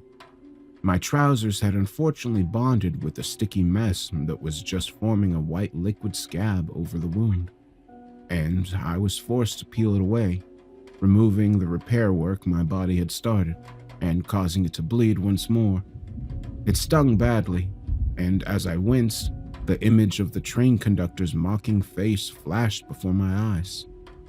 "Pillock," I said aloud to myself. "I hope you have a miserable day." I pulled up my case to the bed and retrieved a small first aid kit, which I always carry with me. A quick, sharp sting of alcohol and plaster, and the knees started to settle back down. I finally laid back down in bed, sinking further onto the duvet. Though I was deeply fatigued from my journey, the relentless rain battering down upon the hotel refused to let up, and each time I felt myself falling into the embrace of hypnos. The ceaseless pitter-patter brought me back to awful consciousness. Unable to fall asleep, I sat up to retrieve a pulp magazine from my case that I had purchased from a newsstand a few days earlier. That's when I noticed the discoloration on the wall above the chest of drawers. There was a distinct outline on the wall, a perfect rectangle around 12 by 20 inches. I could see a small, rusted hole a few inches above the top line. It was clear that a painting or picture must have hung there once. Strange, that wall wasn't repainted, I thought. On a hunch, I stood up and moved toward the drawers. Glancing down the back of the chest, I could clearly see that whatever picture had once graced the wall above had fallen down and was still there. Unable to reach it as it was, I instead grabbed the chest and pulled it forward. It made a loud grating sound against the polished floorboards, and I immediately thought that Ted, who was likely directly below me in the reception, would hear what I was doing. I paused for a few moments, expecting a knock at my door, but it never came. With enough room between the chest and wall to stretch my arm down, I grasped at the picture and retrieved it. It was upside down, but clearly a painting of some sort. Rotating it to its correct position, I was immediately struck with awe as both the painting's subject matter and the skill of the artist who had meticulously crafted it. It was a portrait of sorts, though the background appeared to depict a scene or diorama. The subject of the portrait was that of a beautiful woman, with alabaster skin, long raven black hair, and large green eyes that seemed almost wet to the touch. Such was the talent of the painter. She was striking, and there was a smile painted on her face that was subtle, if not a little sardonic. There was a palpable longing painted into those large emerald eyes that almost cried out to me from the canvas. I guess you could say that the piece was Gothic, and it brought to mind works such as The Lady of Shalott by John William Waterhouse, as well as Rossetti's Astarte Syriaca. The background of the piece appeared to show a storm at sea. Bolts of lightning and terrified gulls were painted in exquisite detail above large black waves that crashed down upon what appeared to be a sinking ship in the far distance. Some kind of ocean liner in distress. With the train and wind still howling outside my bedroom, the pictures in my hands seemed to come to life. Try as I might, I could not tear myself away from those eyes. There was something so familiar, so haunting about those eyes, almost as if I had seen them before in a vision or a dream. Eventually, I snatched my sight back from the woman and turned the picture around. The back was bare, but I could just make out light pencil markings in the bottom right corner. Angling the picture towards a meager light filtering into my window from the storm, I could just make out the following: Lavinia, John Pickman, 1905. Unsure as to what to do with the painting, I placed it back on the chest and positioned it so that it was standing and facing me. I'm not too ashamed to admit that I thought about putting it in my case, but decided against it. Still, it would look wonderful in my living room. I pondered, perhaps, Ted will sell it to me. I tried once more to get some sleep, and this time was successful. Whether it was because the storm had finally started to subdue or the fatigue had won its battle to hold me in its grip, I cannot say.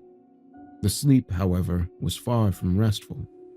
Though snatches of deep slumber came, they brought with them the most vivid and fantastic dreams. I dreamt of storms and of the sea. I dreamt of standing at the beach and watching those churning waves crawl towards me, enveloping me in their black embrace. Somewhere out in the briny waters, I thought I saw the woman from the painting.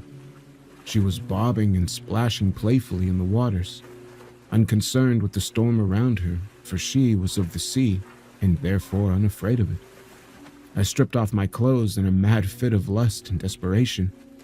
I felt myself rush forward towards the waves, wading waist high in an effort to reach her. I called out her name, and she laughed in response. The waters grew deeper around me, and I could feel its icy chill crawl over my skin, pushing its way into my ears, my nose, and finally my mouth. With a terrible cold saltiness, the briny waves dragged me down. As I sank deep into the gloom of the waters, I could make out a terrible phantom glow emanating from beneath me. And then I saw those eyes, gleaming like jade idols in a nighted tomb. But as those eyes grew closer, I could see that they belonged to no woman, not even anything that could be described as a human being. Still dancing and swimming playfully was a terrible, watery fiend, something halfway between a fish and a frog, with only the most rudimentary and anthropomorphic features. I screamed, and as I did, more salt water rushed down into my gullet, causing me to sink faster and closer to the terrible creature. I felt a slimy claw reach out and grab my ankle, pulling me down to meet the horrible entity. I shut my eyes tightly, unwilling to look into those glowing orbs any longer. That's when I felt something long and rubbery lash across my mouth. Images of tentacles and lampreys flashed into my mind, then suddenly, with a disgusting muscular strength, the unknown appendage forced its way into my screaming mouth and attached itself vice-like to my tongue. More salt filled my mouth, but this time it was mixed with the awful copper taste of blood. I screamed and opened my eyes, only to find my lips locked with those of Lavinia, who was human once more. The pain, fear, and confusion left my body, like the soul of a long-tormented prisoner fleeing its mortal coil. Her slender white arms embraced me, pushing herself against my chest as I placed my hands on her silky hips. She was naked. We both were now. And the thrashing of the waves and the churning of the sea and all the fury and doom of Poseidon's wrath was naught compared to the endlessness of that embrace. She moaned as our bodies became one and wrapped her long legs around my waist. Her hair swayed and ululated in the water around us both like a great black cloud of squid ink. Then, out of the water, came a deeper darkness. The seas around us dimmed, and the lights below ceased their sparkling. She released me, before swimming away and fading from my sight, returning to the briny grotto from whence she had come, and she departed. I felt my lips part involuntarily to speak her name once more, Lavinia. I think it was the sounds of the gulls outside that awakened me. The shrieking and crying must have jolted me awake, and I winced as my eyes adjusted to the bright October sun that now streamed in through the windows and washed over me. I leaned down and grabbed my watch. 11:30. For God's sake. I had overslept. I quickly leapt out of bed and made for the adjoining bathroom. I had planned to check in with the foreman of the work team making rail repairs, but by the time I was ready, it was near lunch, and the workers would no doubt be making for the local bar. Not that I begrudged them in any way. I understood the simple needs of the working man, and as long as they don't consume enough to impair their work, I didn't have a problem with them having a lunchtime drink. As I finished grooming my hair and straightening my tie, I glanced over to the chest of drawers and laid my eyes once more upon the portrait. Strangely, the expression on Lavinia's face had shifted.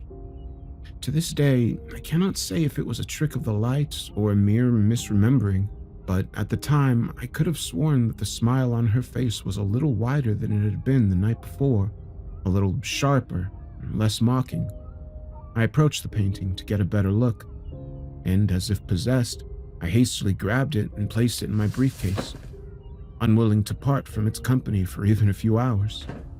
I hurried down the stairs and strode through the foyer, determined to reach the lion before the work crew.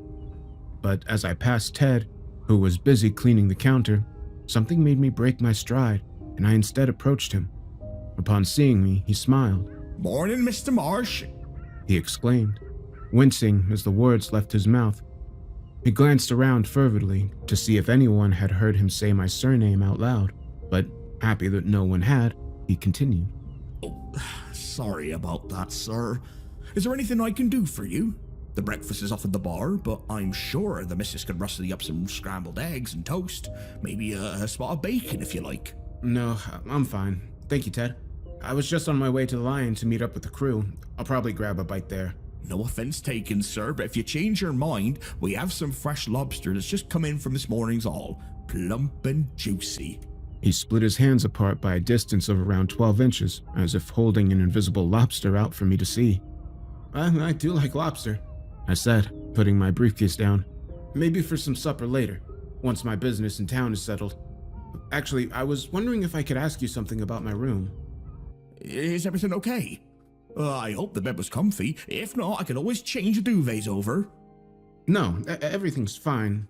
It's the painting, the one of the woman. I found it behind the drawers in my room. I guess it used to hang on the wall. You wouldn't know anything about it, would you? He looked at me with an expression I can only describe as suspicious. "The painting? I thought that was long gone, sir. I assumed the previous guest had stolen it for a memento, or one of the cleaners had perhaps broken it and chucked it in the fire. But it's still there, you say? Well, I'll be damned." Do you know much about it? "In a manner of speaking, sir, yes I do." He leaned in close again and dropped his voice to just above a whisper. "You remember me telling you about that Marsh fellow who stayed here a few years back? The one who took a long walk down by the beach?" I nodded. Of course. "Well, it was his. Brought him with him, I guess. Beautiful painting, mind. Not sure who the girl is. When I found out that he'd, gone, I didn't know what to do with it. So I hung it in the room, the one where he'd stayed. Seemed only right to mark his passing in some way. It's not like anyone ever came to reclaim it." He stayed in the room you gave me? I replied, unable to hide what must have sounded like shock. "Not on purpose, sir. That room is one of our most popular. It has an adjacent bathroom, not to mention a lovely view of this town. If you're not happy, I could swap you over to a different room." No, that's quite all right, I reassured him. Just a strange coincidence, I guess. There's a name on the back of the picture, Lavinia, as well as the artist's signature, John Pickman. "Pickman, huh?"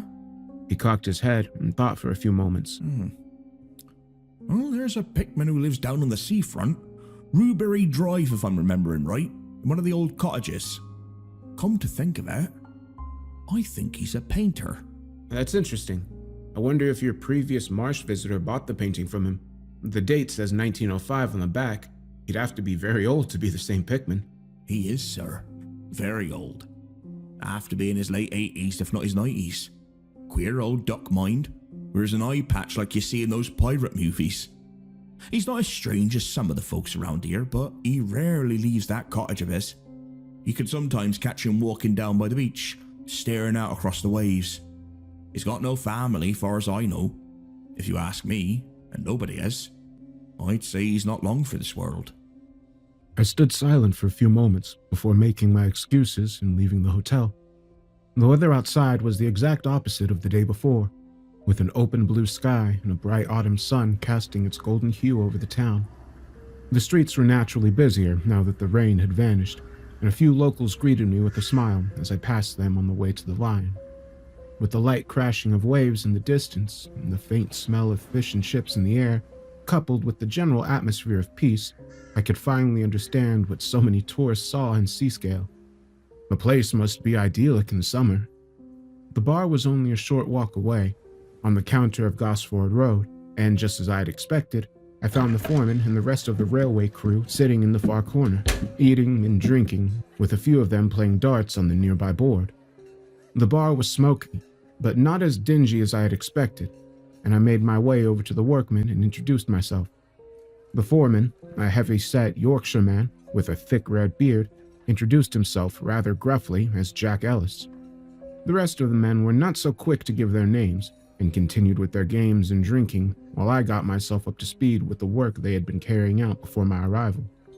I can't say any of them were best pleased to see an inspector from the British Railways, but I assured them that I wasn't there to monitor their behavior or stifle their work in any way. All that I asked for was a report at the end of the day from the foreman, who, as far as the rest of them were concerned, was still the boss. Just a simple chat about the day's work and the state of the lines, along with any major repair work needed, were all I required from him. We could even have the conversation in the bar if he liked. This seemed to placate him and the others, and rather than hang around and have lunch at the bar, I decided it was best to give them their space, lest they see me as an unwelcome presence while they were off the clock. My stomach was grumbling furiously as I left the bar behind. Following my nose, I found myself at a nearby fish and chip shop and ordered myself rock, chips, and mushy peas for 1 shilling and 6 pence. I wolfed the meal down quickly as I made my way towards the beach, determined to enjoy a little sunshine before heading to the station. By the time the sea was in full view, I had finished the meal and threw the scrunched-up newspaper that it had been served in, discarding it in a nearby bin. It was then that I noticed him, a lone figure standing some 30 feet to my left. He was tall, strikingly so, and despite his obvious great age, he stood straight and proud and appeared to have no need for a walking stick. I could make out his hawkish face, with its wild and thick gray beard and full head of hair, both of which billowed in the light sea breeze. He stood, transfixed upon the waves, clearly lost in his own thoughts. I started to walk toward him, and almost as if he were aware of my presence, he turned to look at me, and I saw that a black eye patch lay stretched across his left eye. This, then, must be John Pickman, the painter. Unable to resist the urge, I approached him. He kept his one solitary blue eye fixed upon me as I neared, and as I grew closer, his back appeared to straighten even more. Before I knew it, he was towering over me. He must have stood well over 6 feet tall, and I suddenly felt very small as I reached him. He looked at me intensely, that singular eye burning into my soul. I struggled to speak, and when I did, it was a stuttered mess of confused syllables. John? John Pickman? I finally managed to spit out. And what of it? What the hell do you want? He barked back. My name is Howard Marsh. I'm staying at the Scafell. Marsh? You don't look like any Marsh I ever saw. So I've been told. I smiled weakly. I don't know if you're aware of this, but I found a painting of yours up at the hotel. I was wondering if you could tell me about it. He looked me up and down, disgust etched across his ancient and wrinkled face. I noticed his right hand tense and bunch into a fist, and I half fancied that he was about to strike me in the face, but his hand eventually relaxed. Then, with a dismissive sound, he turned and walked away from me. I instinctively started walking after him, unable to let the matter of the painting be. He noticed my following and spun around. Bugger off! He shouted at me, so loud that a few locals nearby turned to see what the fuss was about. Leave me be, you Marsh devil! Haven't you lot had your fill of me? He then strode off, faster than before. Please, I protested. I'm not a local Marsh. My family aren't even from Seascale. I'm with British Railways, here to look at the tracks. I just wanted to talk to you about the painting I found in the hotel, the one titled Lavinia. He froze in place at the mention of the name. Liv, He said, slowly turning to face me. you saw my Liv. Yes, I replied, relieved I'd gotten through to him. Well, I think so. The painting is of a woman with black hair and green eyes. There's a shipwreck in the background. In fact, I have it with me.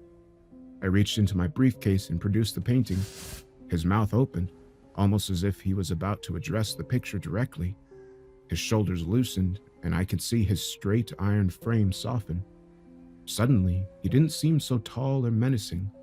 He looked like he was truly an old, tired man. I was wondering if you could tell me more about this picture, I said, holding it. It's incredible. I've never seen anything so beautiful in my life. Your artwork is astounding. It was. He whispered, still staring at the picture.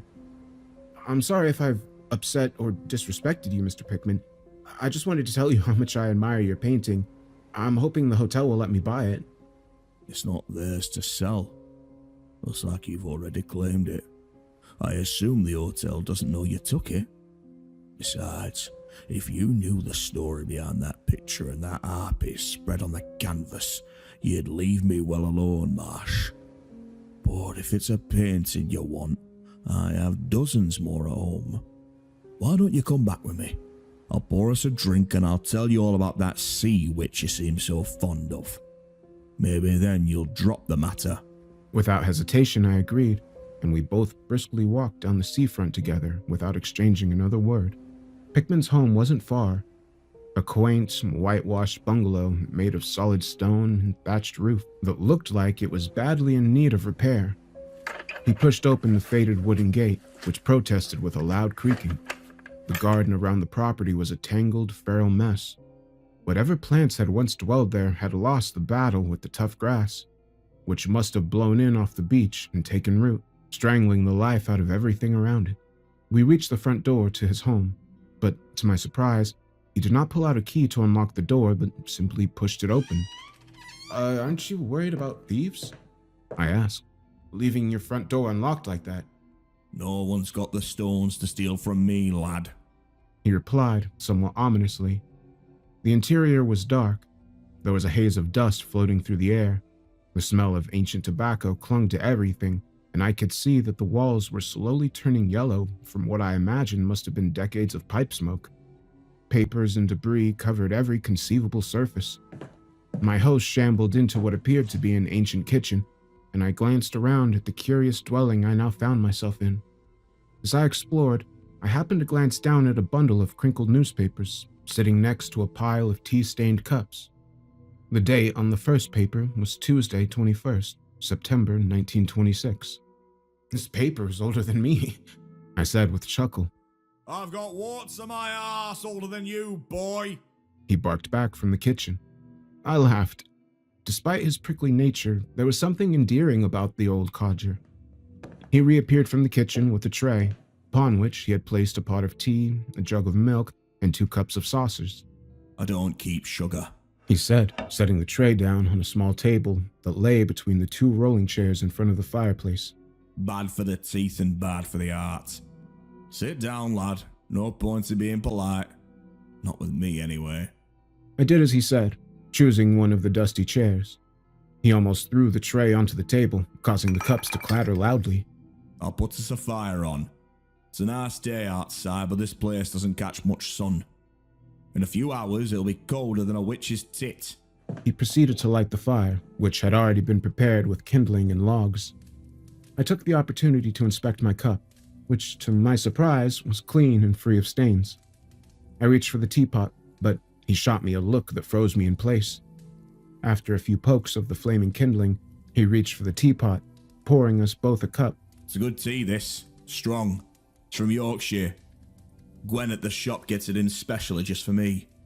It'll do for now, but I'm already hankering after something a little bit more medicinal, if you catch my meaning.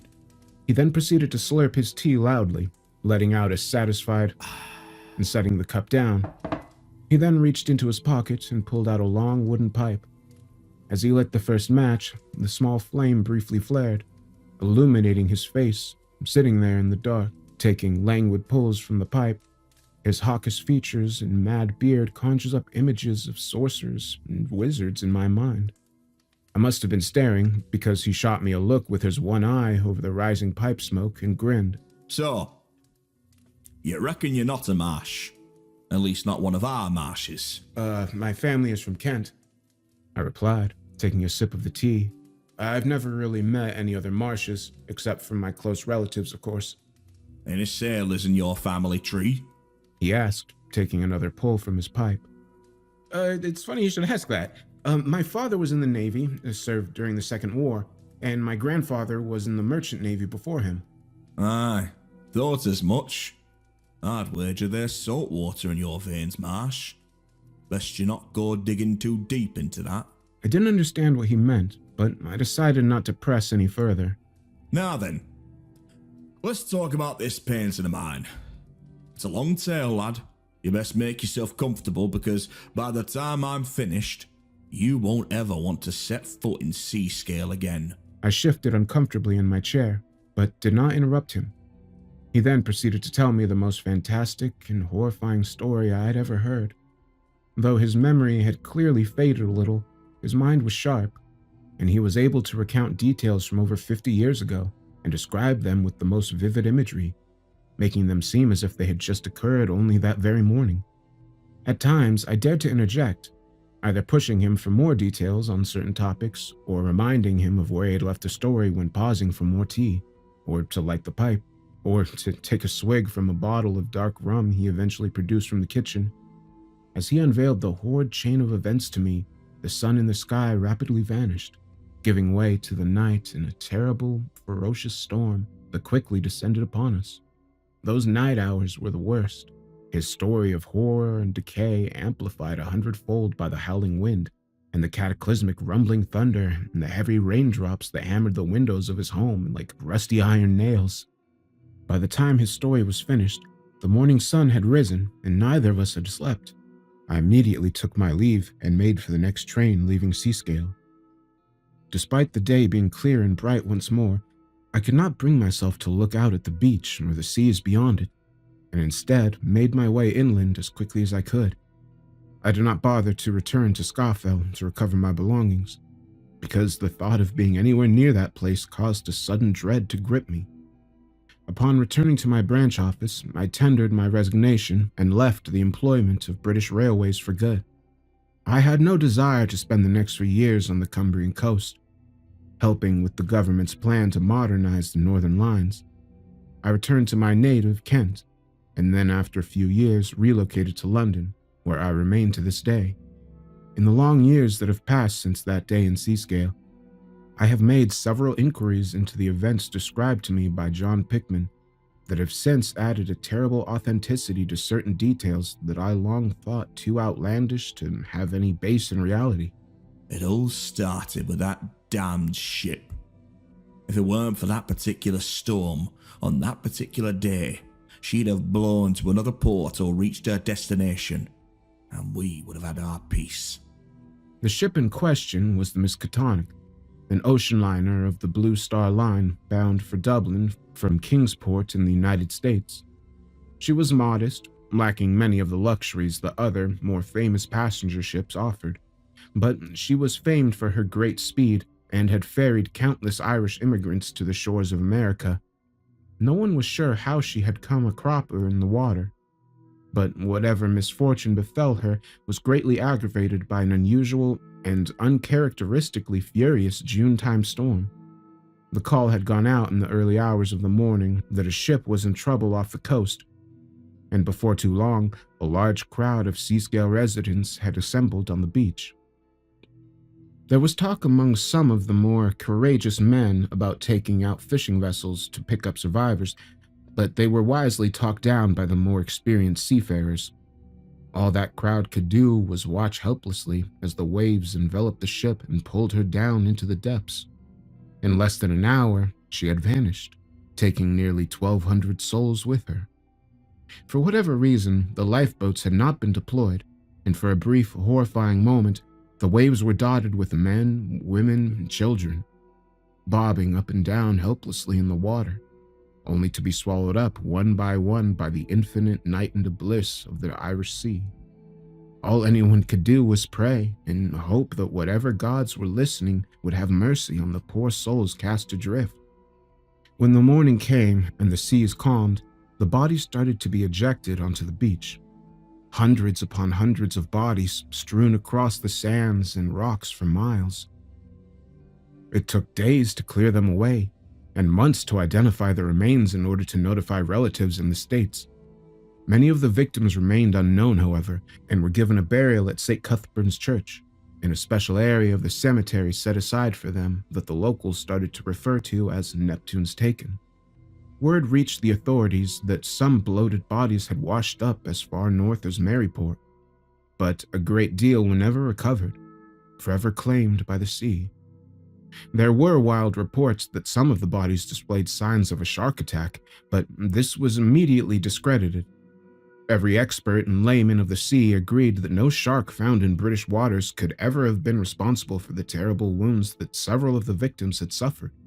As dismissive as they had been, however, not one of these doubters was able to bring forward a convincing alternative theory that could explain why so many physical material was missing from many of the corpses. There also washed up various personal items and parts of the broken ship. Many containers were marked with the seal of the Marsh refinery out of Innsmouth, which later helped with identifying some of the victims, as well as the sole survivor of that terrible day. She was found on the beach, surrounded by the bodies of those less fortunate. At first, the rescuers mistook her for another corpse, for she was still and unmoving, face down in the gently lapping waters. Curiously, she was naked. For what reason, none could say. Perhaps she had the foresight to remove her clothes before going into the water, lest they assist the cold sea in dragging her down. Regardless, when a local fisherman removed his jacket in order to protect her modesty, she suddenly started to splutter, and the frantic call went out that a survivor had been found. Her existence was declared nothing less than a miracle, for she alone appeared to be the sole survivor of the 1,200 people thrown overboard, and many thought that her fortune was nothing less than divine providence.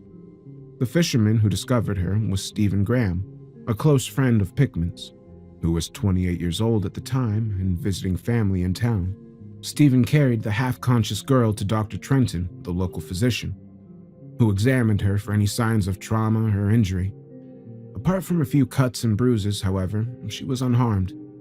Her mind was not so fortunate, for the girl appeared to be suffering from shock and some form of amnesia. She knew her name, Lavinia Watley, soon to be Lavinia Marsh, and she was 20 years old, stating that her date of birth was November 10th, 1885. She could recall almost every detail of her life, with exception of how that final day aboard the ship had played out. She had traveled to Kingsport, Massachusetts, with her fiancé, Abner Marsh, the grandson of the famed Captain Obed Marsh and cousin to Barnabas, who now ran the Marsh Gold Refinery in the neighboring port of Innsmouth. The two had planned to relocate to Ireland and be wed in Dublin, though tragically this was now not to be. Abner, along with everybody else on board the Miskatonic, had been dragged into the watery fathoms of the Irish Sea, and like many of those poor souls, his body was never recovered. Dr. Trenton would later admit to those few locals whom he kept within his confidence that he found the girl to be evasive when questioned. Though she had done no wrong, she appeared to have an intense distrust of anyone in authority, and when government officials later attempted to speak with her about her and Abner's future plans, as well as their reasons for leaving Innsmouth, she would suddenly fall under the spell of amnesia in a manner that Dr. Trenton would describe as being obviously feigned. She also refused any help from the embassy to inform her family in Innsmouth of her survival, though she was powerless to stop them from contacting Abner's relatives. As the girl rested at the Trenton household, the cleanup on the beach continued. Police officers from around Cumbria, as well as hundreds of volunteers, assembled on the beachfront each day to look for bodies and to recover what they could from the wreck in order to be returned to the families of the dead. It was on one such morning, 3 days after the Miskatonic had been claimed by the waves, that a group of locals first stumbled upon the sinister article that would cause so much misery and terror to descend upon the residents of Seascale. The strange object in question had been boxed in a large, sturdy wooden crate, a sizable portion of which had been destroyed, most likely by being repeatedly thrust into the rocks by the foamy tide. That it did not lie at the bottom of the sea, strewn across the seabed with countless other articles, was odd enough, but it was the item's appearance that truly shocked the crowd that had assembled to watch several local strong-arms haul the thing out of the water. Once the lid of the crate was pried open, there lay an object inside so bizarre and spectral that none who saw it that day could claim in all honesty of having laid their eyes on anything resembling its ilk before or since. It was a large mirror. It lay some 7 feet long and 3 feet wide. Its polished surface was immaculate, without so much as a hair fracture upon its oddly greenish tinted exterior. Those who ventured closer swore that the thing did not reflect any object held in front of it, and those who leaned over to take a look could only find darkness cast upon the green crystal plate, which was framed by a strange menagerie of golden figures. The frame was especially lustrous, and at certain angles appeared more like silver in appearance than true gold. It was unaccountably light, and it could be shaped and molded without tools, as one man discovered when he nearly pulled away a chunk of the strange plastic metal while lifting it from its crate. The frame was decorated with a bewildering display of carved sea creatures. Octopi and crustaceans appeared to be the most populous beasts, but there was also several strange figures whose likeness bore no earthbound equivalent. They appeared to depict sea monsters or gods, half human and half fish-like frogs. They were depicted dancing and frolicking around the mere in a horrid mockery of human gesticulations. Many of the locals were familiar with tales of mermaids and sirens, but even they failed to place the awful creatures into any known cycle of folklore or mythology. It wasn't until several years later, when Pickman had shown paintings he had made of the mere to some salty old codgers visiting from Whitehaven, that the name Dagon became attached to the strange object. These old-timers, who in their long careers had visited every known heathen port in Asia and Africa, recognized the fish frogs from their dealings with the very specific tribes, and told Pickman that the thing must have been inherently evil if it was associated with the worship of that ancient sea devil. When Lavinia heard about the mirror, she was quick to lay claim upon it, stating that it was a family heirloom of the Marsh family and had been given to her and Abner as an engagement gift. There was no reason to doubt her claims, and given all she had lost in her fateful trip across the Atlantic, no one had the heart to contest or deny her claim. The mirror was moved to a room at the Scawfell Hotel and was joined by Olivia once she was well enough to move without aid. The hotel mistress, June Sockeld, had lost her husband a few years prior and had no children of her own. She took pity on the strange American girl and gave her a room at the hotel in exchange for some light duties around the property. Nobody knew exactly what Lavinia's plans were, and nobody wished to push the girl on the subject. A few months after the wreck, she had grown to become a fixture in the town and was typically seen walking to the various stores on errands for June. At other times, she was seen standing at the seafront, gazing out at the troubled waves longingly. Many of the townsfolk soon warmed to her, and the novelty of having an American in was something that kept the bar's gossip busy. Most who saw her agreed that she was a beauty second to none. Her long black hair, porcelain skin, and large green eyes were all that most men and boys in town could talk about. Despite her loss, it wasn't long before several suitors attempted to woo her, but she rejected them all. The only man she seemed to have eyes for was Stephen Graham, whom she appeared to have a great affection for. Only natural, many would say, seeing as he was the one who had found her on the beach that day. The two were often strolling together along the seafront, and Stephen would make up any excuse he could to visit the Scawfell, offering to help out with the various chores around the hotel. He was like any other man in town, besotted with the girl, and his friends, including Pickman, would often tease him at the bar over a few pints, jesting that he had fallen for a siren of the deep. When June decided to take him on permanently at the hotel as a sort of handyman, a rumor soon started to spread that he and Lavinia were sharing the same room. This marks the beginning of a gradual but steady decline in the favor that many of the townsfolk had shown towards the girl. As the weeks passed, some of her more peculiar characteristics started to grate upon the residents, especially the bedlams and old codgers, who are quick to find fault with the younger generation. A point of contention that was raised several times among the sewing circles was the girl's strong reluctance to attend church. She was absent from the funerals and vigils that were held at St. Cuthbert's for her drowned countrymen, but that was understandable, given that Dr. Trenton had advised that she rest up and avoid any potential source of stress, lest it further inhibit the recovery of her fragile memory. But now that she had healed and was apparently staying in Seascale, her absence from the Sunday service was starting to set tongues wagging across the town. Some thought that she may have belonged to some exotic American denomination, a Mormon perhaps, or an evangelical of a group not yet known in Britain. Regardless, she refused to take part in either the Anglican or Catholic services, and whenever broached about the finer details of her faith, she would utter vague allusions about transcendence and transformation that left many baffled and wishing they hadn't raised the subject. Life and death, she had said, were intrinsically lied together in an endless cycle that resembled the turning of the seasons, and it was not healthy to imagine either as distinct states of existence. When pressed further on these beliefs during a peculiarly heated exchange with the local Catholic priest, Father Hodgson, she simply smiled and said, No one truly dies, Father. They simply return.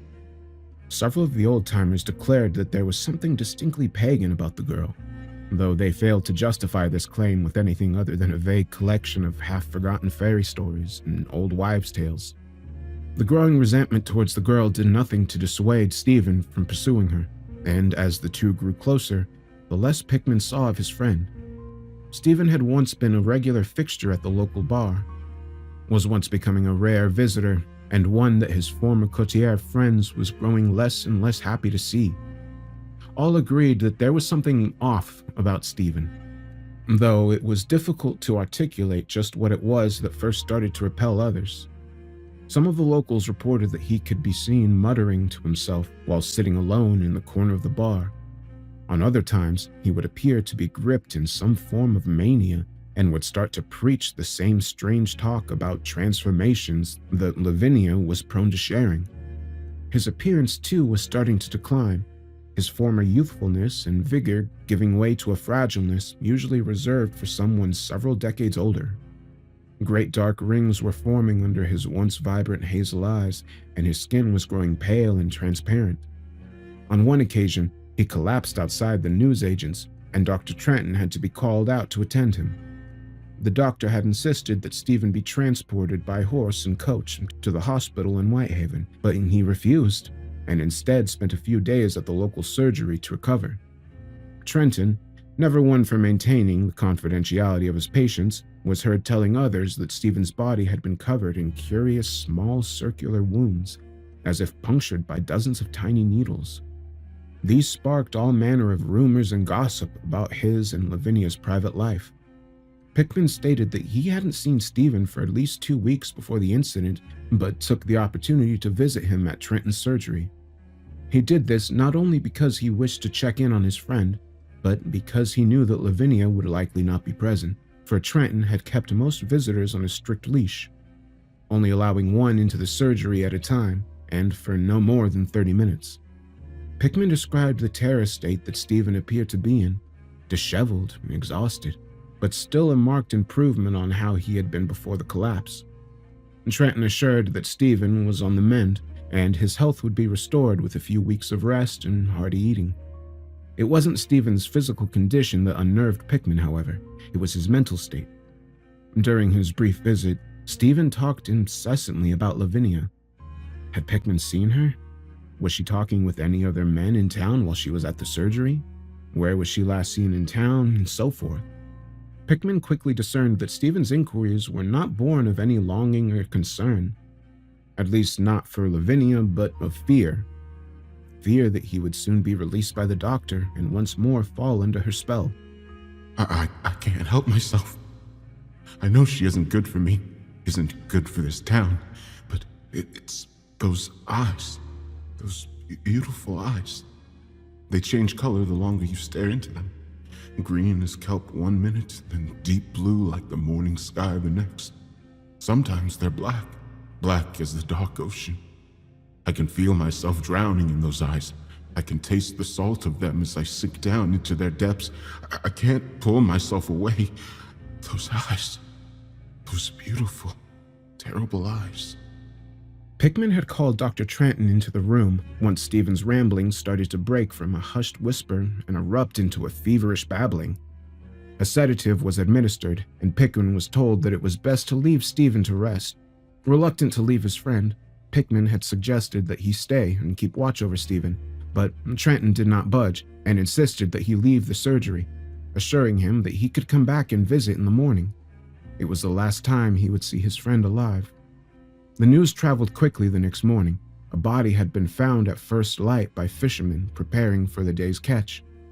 The naked, pale thing found gently bobbing against the slimy beach rocks had once been Stephen Graham, but any resemblance it had once shared with the living man had been twisted and deformed in ways unaccountable. The corpse was quickly removed from the beach before a large crowd could gather to gawk, but the rumors of the terrible state that the body had been found in circulated rapidly. Some said that his eyes had been removed, but there was no sign of damage to the flesh around them, either by surgical or animal means. It was almost as if they had been sucked clean from their sockets. His face was distorted in an awful manner, so much so that all who had seen it agreed the expression upon it had no business being a human face. The nakedness was difficult to explain, and no clothing was ever found. The strange circular wounds that Trenton had discovered a few weeks earlier were scattered over the white flesh of Stephen's body. Most looked old, and some had even started to scar. But there were several that looked angrily red and fresh. One of the old codgers remarked that they looked similar to the marks left behind from a lamprey or hagfish bite, though the creature in question would have had to have been a large unknown specimen that had somehow managed to evade categorization by modern science. A funeral for Steve was held the following week in Whitehaven after Stephen's family had claimed the body and taken it back home. Many of the Seascale residents, who felt that Stephen was one of their own, made the journey north to see him shepherded into the cold ground of the cemetery at the St. Nicholas Church. Upon returning to Seascale, Pickman and the others held a private wake for their friend in the line, where they spent the night drinking, sharing memories of their departed friend, and cursing Lavinia. The girl had not bothered to attend the funeral, something that Pickman had begrudgingly admitted was likely for the best. Stephen's family had no idea that he had been entangled with the girl, and things being as they were back then, he had no wish to blacken their son's name with salacious gossip. Lavinia had been wise enough to keep to herself for the best part of a month since Stephen's death, but she was soon spotted around the town once more, often in the local bar where she attempted, unsuccessfully, to seduce several of Stephen's friends. Though still alluring, there had been a noticeable change in her appearance. Some said she was aging prematurely, with strands of silver appearing in her raven black hair, and the first signs of crow feet dancing around the outer corners of her eyes. None of this was the reason that the men of Seascale refused her, however. No. It was less about how she looked and more about how she looked at them. There had been a predatory cast to her face, coupled with a desperation that had mercifully acted as a deterrent. On several occasions, she had been successful, however, managing to corrupt a younger lad whose family had recently moved to town, and later a sailor visiting Seascale from Barrow and Furnace. But these were fleeting victories. The men of the town swiftly formed a group that kept watch for Lavinia and warned any visitors from speaking with her. The girl's behavior had grown so repugnant to the locals that she stopped leaving the Scafell, except for in the most extreme of circumstances. June, for whatever reasons, had refused to renounce the girl, and soon the most indecent rumors started to spread that Lavinia was offering herself to the male clientele who stayed at the hotel. The true horror of what had come to Seascale, however, was still to make itself known. The following spring, on May Eve, Henry and Margaret Spencer reported that their young son, Michael, had not returned home after leaving to pick up a fish supper for the family. The boy was only 10 years old, but he had been trusted to make the trip on several occasions. Not once had he ever given his parents cause for concern and mistrust. The boy's father, Henry, frantically ran through the streets of town, calling out for his son, while Margaret visited every mother to see if Michael had called upon their children. Henry was quickly joined by several other residents, who split up and formed small search parties to better locate the missing child. Once the town was thoroughly canvassed, the searchers turned their attention to the seafront and beach. The late spring sun lingered in the sky well past 9 p.m., but eventually it started its inevitable descent and submerged into the horizon of the Irish Sea, and soon torches were needed to continue the desperate hunt. The beach yielded no success, and there was talk of heading onto the moors in case the boy had wandered into them and become lost. However, the encroaching darkness made a search of the moors a futile endeavor, and with great reluctance, the search was called off until morning. At first light, word was sent to the other communities around Seascale, and police from neighboring towns joined in on the search, which expanded in scope beyond the town, with one party combing the coast to the north and south and another larger group heading inland towards the moors. Both of these groups became unnecessary, however, as the unfortunate news of a body being discovered inside a derelict farmhouse outside of town rapidly spread. The police were quick to secure the scene, but Henry Spencer, possessed as if the old Nick himself, sprinted to the farmhouse and barged his way inside, pushing the officers out of the way in a fit of hysterical strength. Inside that ancient and crumpled farmhouse, not too far from the fireplace, lay the body of young Michael. The howls of pain and rage that echoed forth from the devastated father were nothing less than inhuman. Once Henry had finally exhausted himself with his grief, the officers escorted him away. Margaret fared little better, becoming a shell of the woman she once was. The whole town turned out for the funeral, and the school was closed for several days. Most parents forbid their children from leaving the home near to or after dark, a measure that stayed in force for several months. Henry and Margaret separated a few years later, and both left Seascale, never to return. The town was shaken to its foundation by the tragedy, and strangers visiting Seascale soon discovered, and the locals were less than welcoming than they had once been, and many found themselves eyed with a deep suspicion. Few, if any, details about the condition of Michael's body were ever disclosed to the public. Officially, Dr. Trenton, then acting as the county coroner, ruled the death as uncertain, but in secret, he certainly had his suspicions. Pickman, who by now had harbored his own suspicions on the matter, confronted the doctor and managed to wrangle from him the terrible truth that Michael had drowned. How he had come to such a fate in a place so far from any large body of water was a mystery. Adding to the enigma was the fact that Michael had unmistakably drowned in salt water, as its presence was confirmed to be in the boy's lungs. Trenton had noticed that when he performed his autopsy, and while the scientific and medical justifications for such a conclusion were lost on Pickman, the doctor assured him that the boy had in fact drowned in the nearby sea. Why his body had been taken to the farmhouse was unknown. Certainly it had not made itself there unaided, and had likely been left there until the perpetrator could return to properly conceal it, either on the farmhouse grounds or more likely up on the moors. More disturbingly, Michael's body had also displayed the same curious circular wounds and injuries that had been present on Stephen's, and there was no single drop of blood left in the boy. Something had attached itself to him, pulled him down into the water, and sucked the life out of him. That was Trenton's theory, a theory only pulled from him after a few glasses of strong scotch. Something had to be done. Pickman growled at me as he recalled that terrible day. I knew it was her, that she-devil from the sea. Me and some of the other fellas, we went on to the bobbies and told them what we knew. What the doctor had told me. Those marks on Stephen's body, same as on Michael's, how she drained the life out of both of them. But all they did was laugh and call us fools believing such nonsense. They laughed and threw us out of the station. Told us to take our wild stories back to the pub and drown them in the booze in which we had dreamt them up. Lavinia had rarely been seen since the boy's death. She had no cause to attend the funeral, and her absence from it had not caused anyone outside of Pickman's alliance any concern. In fact, beyond Pickman, Dr. Trenton, and a few others, it seemed as if the majority of Seascale residents failed to make any of the sinister connections between Lavinia and the deaths of Stephen Graham and Michael Spencer. And why would they?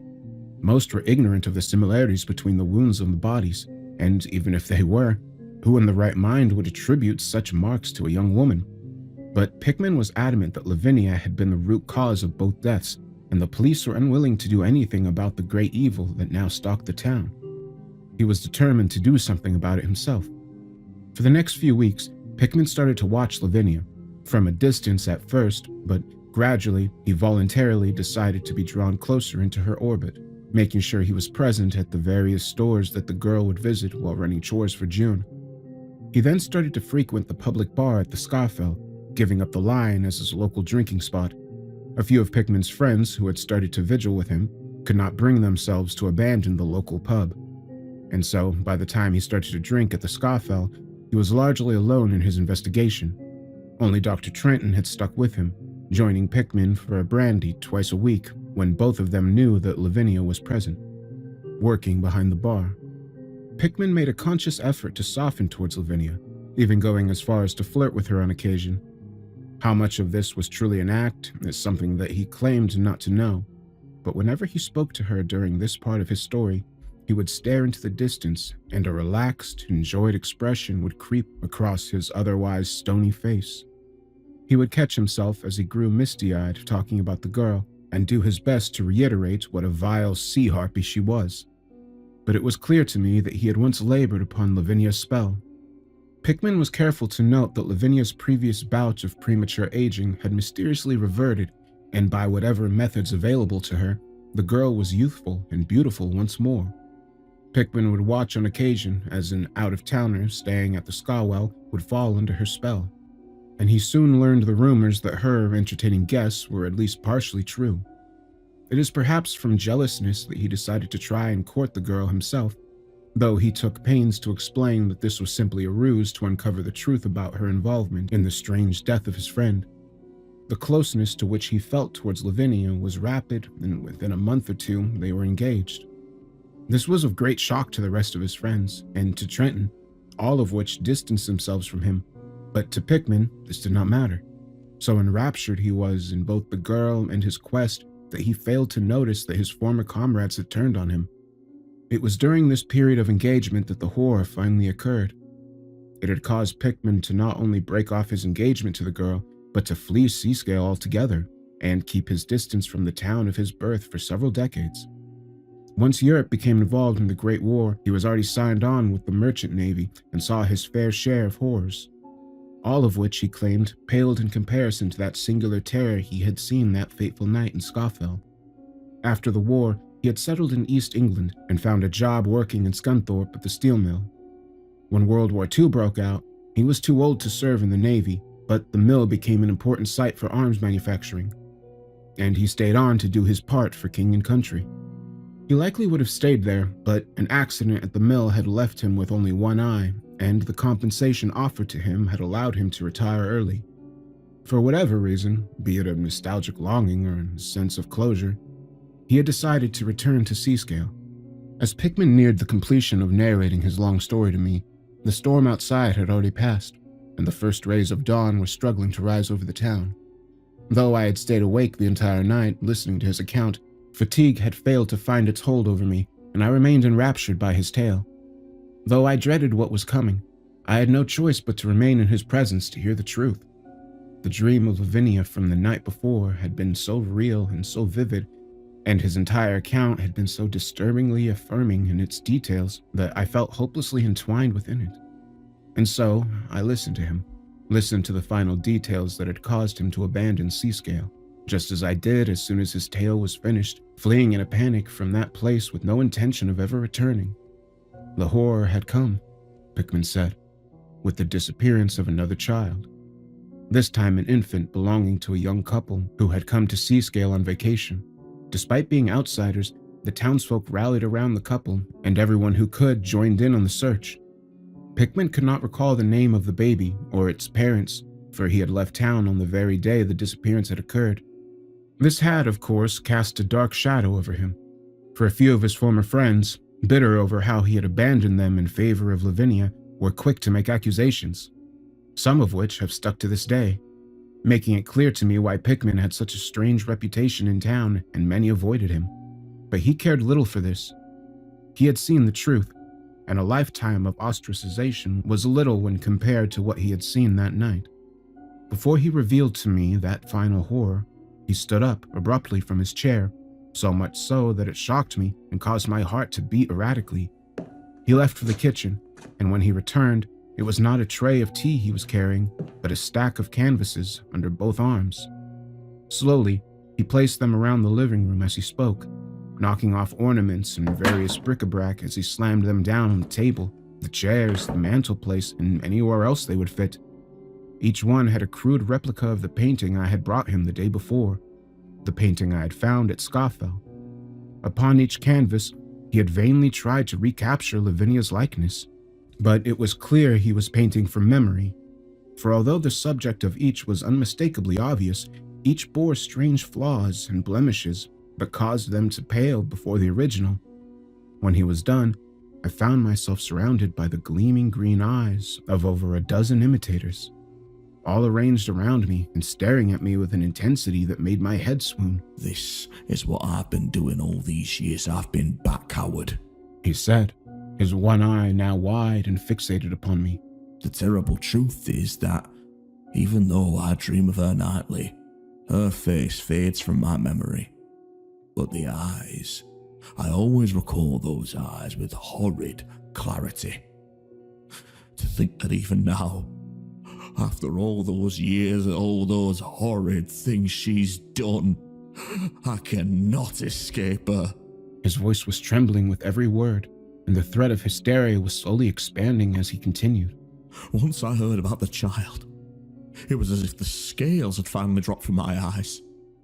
Maybe it was the Lord Almighty that had gave me the clarity. Maybe it was old Neptune himself was so fit to grant me the strength to confront one of his own fiends. Whatever it was, be it desperation, be it courage, be it madness, I raced to the Scafell after spending the day searching for the child with the other men of the town. It was dark like it is now. The sun was setting and the shadows were coming in to drown out all hope of finding the child. Into the Scafell I ran up those stairs and straight for Lavinia's chambers. It was then I seen the glow coming from under the door. A strange, sickly green glow, unlike anything I'd ever seen before or since. There were voices coming from beyond the door, Howard, but not voices like yours and mine. Slopping, wet voices. Words that spilled out of frog lips covered in salty slime and rotting kelp. Voices that sounded like a drowning sailor gurgling out his last prayers. Then I heard it. The moaning of a child. An infant cry beyond that door. In a fit, I kicked it down and raced inside. What did I see, Howard? If only my words could do the thing any justice. The glow was everywhere, bathing the room in its fathomless horror. She stood there, naked before that mirror, the one she had been so quick to claim when it first washed up on the beach. But the reflection staring back at me from the surface of that blasphemous mirror with baleful fish-frog eyes was not that of Lavinia. It was something else. A terrible beast called up from the depths of lightless Rylea, where the fish things dance and hold court over countless eons. Oh, that's right, Howard. I done my reading once I left Seascale. I learned the terrible truth about the marshes and the haunted port of Innsmouth that spawned them. I know where she was from originally, Howard, and it wasn't any rotting town in New England. She's always walked among us, and she always will. In time, more Marshes came to Seascale, and though no one ever saw her again, I knew that she was the fountain from which they sprung. Sebastian Marsh, that terrible devil, took up their work, said his prayer spells and kept vigil over those unholy nights when the fish frogs frolic. That briny bastard! How many more, Howard? How many more were taken? They're gone now, the Marshes, gone from Seascale. Hell knows where they ended up, but mark my words, Howard, she's still here. Still here in this town. Still out there in the depths of the sea, calling to any fool she thinks may answer. That mirror! I was frozen, unable to move. Those terrible eyes looking back at me from its watery surface. That terrible smirk etched across her face, and those eyes, so familiar yet so alien. I ran. God forgive me, I ran. How I would like to stand here and tell you I'm some kind of hero who put a stop to the evil of her. I can't. I can't! I ran, and I never looked back! The man was frantic, gripped by a feverish rage. He wasn't even looking at me now. He was looking past me, out of the window of his cottage that faced the beach. Suddenly, he reached forward, grasping my shoulders with his claw-like hands and sinking them deep into my flesh. You belong to her now, Howard. To Dagon's daughter. To that terrible goddess of the drowned and the deep. She'll come for you. Just as she came for me. And for the countless others before. Oh, I've seen so many of them go in my time, Howard. Dragged down into the salty gloom. Oh, that awful, panicked expression as they go. How they thrash, and they scream, and they gurgle, and they pray to every sea god and devil they can name, begging that just one will hear them and save their miserable soul. But it's all for naught, Howard. Despite the praying and the pleading and the screaming, up rises the Dread King's waves. And it's down into the briny depths you go. Only, you won't be dead, Howard. Because you're a Marsh. You'll be living for eternity. Living, but you're wishing you was dead. Living with the awful fish frogs that were once your human kin. Your ma and papa and your great-granddaddy, he whom you thought was dead and rotting in the earth for decades. But he lives, Howard. Oh, how he lives! He dances and cavorts with his own forefathers, and his before his, and his before his! He was screaming now. He pulled me up from my chair and pushed me backwards towards the front door of the cottage. Get out, Howard! Leave this place while you still can! Leave it before it awakens the soul water in your blood, and you cannot resist its calling no more! Get out! Forget about her! Forget about Seascale! Erase this evening from your memory and go back home! Marry a pretty girl! One whose maiden name isn't Waite, or Waitley, or Bishop, or Gilman, or Elliot!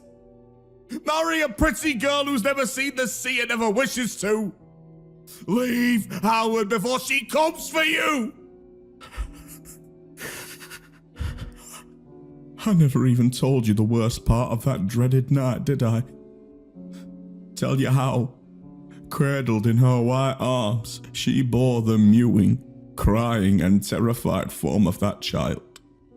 A babe, still fat and chubby from suckling on its mother's teat.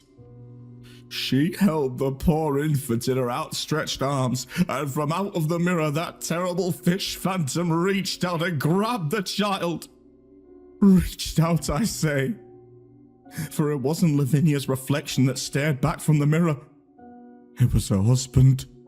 He whom we all thought had drowned in the bay that night. It was Abner. Abner Marsh. That bastard grandson of Obed. He did not drown when the Miskatonic went down, for he was never on board.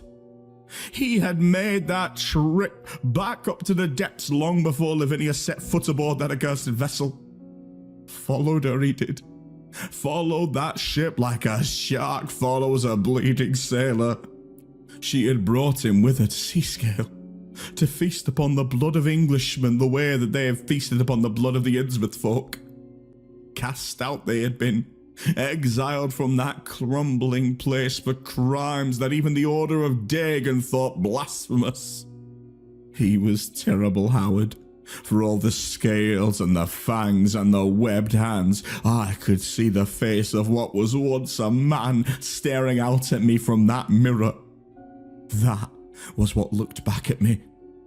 A twisted son of Father Dagon and Mother Hydra.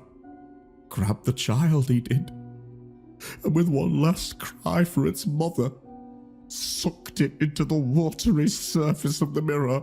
He raised his hands to his face, tears streaming from his eyes. Oh, how many went down into that mirror?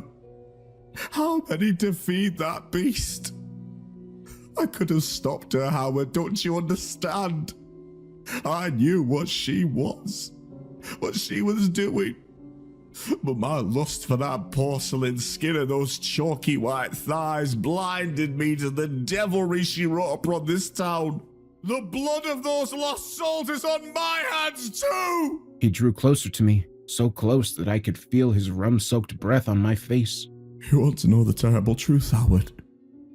Even after all these years and all that horror and all those drowned dead, if she called to me now, called to me this very instant, I would answer her. Go to her I would, and all this earth and these people and their puny lives would mean nothing to me. Dance and gamble I would, and I would live forever. He started laughing hysterically and, pulling away from me, shouted his final command. Go, you fool! Go! And so I ran out of the cottage and up the street, Pickman's laughter still echoing from the darkness beyond his door. I ran straight for the Seascale train station. I can't recall if anyone reached out to me to ask why I was frantically sprinting through town, sweat pouring from me. I was fortunate enough to catch the first train leaving for Bar and Furnace, jumping on board and throwing myself down into a seat. I think I passed out because when I opened my eyes, I was far from Seascale, far from Pickman, and the terrible night of revelations. As I sat, waiting for the train to reach its destination, I then noticed that there was an object next to me on the train seat. Whether I had grabbed it myself as I fled from Pickman's cottage, or whether he had thrust it under my arm before I ran, I cannot say. For sitting on the seat next to me was Lavinia, at least in her painted form, the picture I had found in the Scafell, that very room where she had offered the blood of children to her inhuman husband, the room where Sebastian Marsh had stayed before returning to the sea. I still have it. It hangs in a secret corner of the attic that I keep hidden from my wife and children. I visit her every evening, after making excuses to my family. She is family too, after all. We speak, we dance, we talk of times that once were and will be again. The mirror. I must find Dagon's mirror.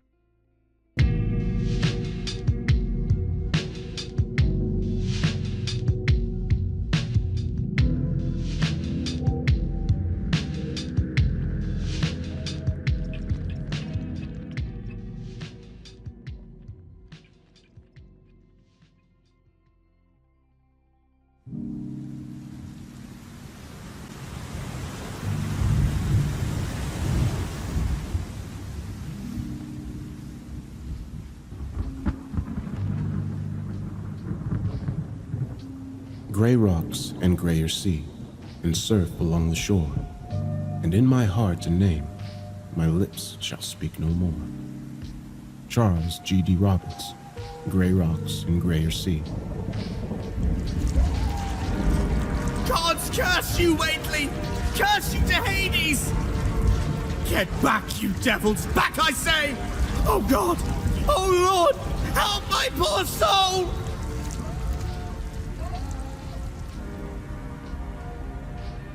These were the final words of Howard Marsh, bellowed out in a feverish panic as he was dragged shrieking and pleading into the gloomy waters of the Irish Sea. To this day, I can hear them clearly in my mind, as if he were screaming into my ears at this very moment. They haunt my every waking hour, but are especially repugnant at night, when the encroaching darkness diminishes my other senses, delivering the horrid utterances with an abominable, maddening clarity.